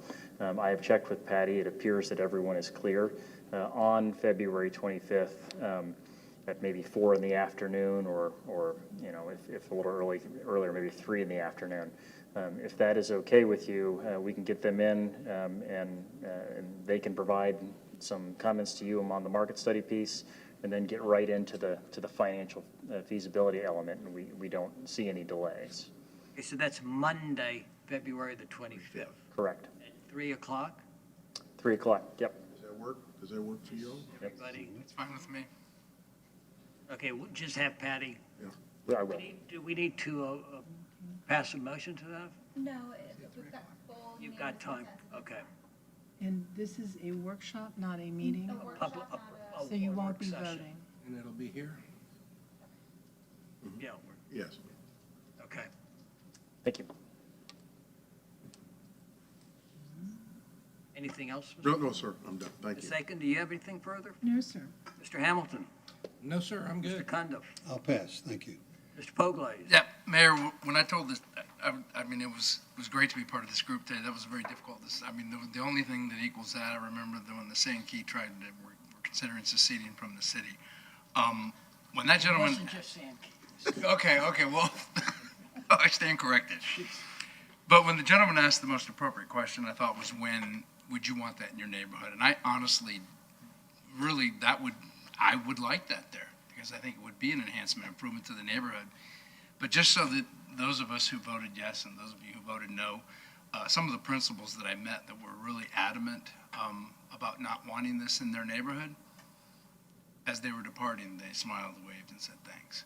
So I think they really do truly appreciate the difficulty we had coming to this decision. And I would agree with Councilman Hamilton. I think at the end of the day, when this project's built, should we prevail, because I'm not sure they're going to go forward with the lawsuit. I would anticipate that they would. I think we should assume that they will. And we will see what the outcome is. Anyway, it was, Mr. Albrecht? And I'll just, onto what Jay was saying, I just hope they don't, I hope it's a quick, when the lawsuit gets to court, that they make a decision and don't drag it out for everybody's sake, so. Litigation tends not to be quick. Yes, I know. And I agree with y'all. I know each one of us struggled with that decision, and sometimes you just have to do what you think is right. And I don't disagree with the decision. You know, I think that can be justified. I have absolute confidence that we will prevail, you know, if a suit is filed. And I appreciate the work that all of y'all and staff has done. But like I think all of us said, we appreciate the neighborhood and how they conducted itself. I mean, they were model citizens. And we could be proud of that. Just a couple of quick announcements. The Complete Streets Implementation Plan meeting is on February the 12th at the East Community Library. On Valentine's Day, the 14th, is the start of the St. Petersburg Clearwater Elite Invitational softball event. Michelle Smith and ESPN have worked it out where we're getting 16 top collegiate women's softball teams coming from as far away as Oregon here to Clearwater. It is going to be a spectacular tournament, and we welcome those ladies to Clearwater and look forward to cheering them on in a friendly competitions. In addition, the Phillies will be arriving for pitchers and catchers on the 13th. The Philadelphia Union and DC United are already in town doing their spring training for Major League Soccer. The annual Cruising for the Capital car show is going to be on Sunday, February the 17th. February the 18th is President's Day, and our offices will be closed, so our next work session will be on Tuesday the 19th. Want to thank the Clearwater Rotary Club for its recognition of Lieutenants Johnson and Detective Phillips from our police department and firefighter Dennis O'Connor, Lieutenant Johnson and Detective Phillips from our police department and firefighter Dennis O'Connor from our fire department with the Cornelius Awards and the program that they had on Wednesday. I know y'all were there, council. I had the mayor's council meeting, so I wasn't able to be there. And I know that my colleagues and city staff join me in thanking the Chamber of Commerce, the Sheridan Same Key, PDQ, Backwaters, and all the other restaurants and businesses, Roof Eckert Hall, that participated in helping, especially our Coast Guards families during the federal government shutdown. The Same Key Civic Association took baskets of food over that they collected for the families. The hotels and restaurants provided meals to them, so we appreciate that. And then finally, our colleague, Mr. Cundiff, is going to be celebrating his birthday tomorrow. So on behalf of all of us, happy birthday. It's really in March, but I mean, I've lived that long, so. My birthday present to you is I'm not going to sing. Again, our next meeting is at 9 o'clock in the morning on February the 19th. Thank you very much for giving us part of your evening tonight. Good night. Hey.